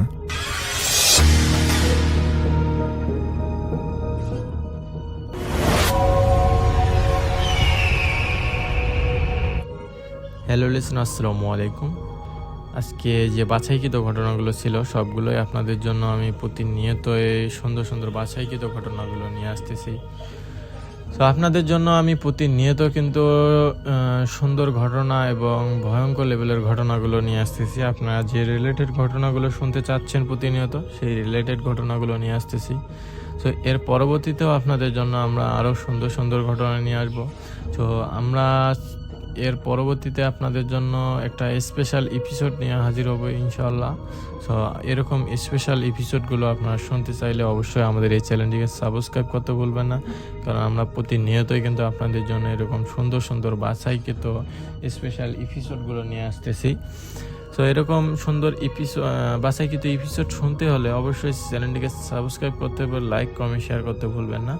আর আপনারা অবশ্যই আজকে যে ঘটনাগুলো শেষ পর্যন্ত শুনলেন, এজন্য আপনাদেরকে অসংখ্য অসংখ্য ধন্যবাদ। আর আপনারা জানাবেন যে আপনাদের কার ঘটনাটি কীরকম লাগলো এবং কার ঘটনাগুলো আপনারা শুনতে চান বেশি থেকে বেশি। এই ঘটনাগুলো আমাদেরকে কমেন্ট সেকশনে জানাবেন, যাতে আমরা বুঝতে পারি যে আপনাদের এই রিলেটেড ঘটনা এবং এর ঘটনাগুলো ভালো লাগে। সো এইরকম রিলেটেড ঘটনাগুলো আপনাদের মাঝে আমরা হাজির করাতে চেষ্টা করব। সো এর পরবর্তীতে আপনাদের জন্য আরও সুন্দর এপিসোড নিয়ে হাজির হবো ইনশাল্লাহ। আর আপনাদের সাথে যদি নিজেদের এরকম কোনো ভৌতিক ঘটনা এবং পার্শ্ববর্তী কারোর সাথে এরকম ভৌতিক ঘটনা ঘটে থাকে, তাহলে আপনারা জানাতে পারেন আমাদেরকে। আমরা চেষ্টা করব আপনাদের জন্য এরকম সুন্দর ভৌতিক ঘটনাগুলো নিয়ে আসার জন্য। আর এর পরবর্তীতে আরও সুন্দর সুন্দর বাছাইকৃত ঘটনাগুলো আপনাদের জন্য ইনশাল্লাহ নিয়ে হাজির হব। আর আজকে যারা এই চ্যানেলে নতুন, অবশ্যই চ্যানেলটিকে সাবস্ক্রাইব করতে ভুলবেন না। আর আমরা এরপরে একটা স্পেশাল এপিসোড, আরও সুন্দর এপিসোড নিয়ে হাজির হবো ইনশাল্লাহ। তো অবশ্যই আপনারা এই চ্যানেলের পাশে থাকবেন। আর প্রতিনিয়তই কিন্তু এই চ্যানেলে রাত 10টার সময় ভিডিও পাবলিশ করা হয়। তো অবশ্যই আপনারা এই ভিডিওগুলো দেখার জন্য চ্যানেলটিকে সাবস্ক্রাইব করতে ভুলবেন না। তো আজকের মতো এখানে বিদায় নিচ্ছি, আবার দেখা হবে নতুন এপিসোডে। আল্লাহ হাফেজ।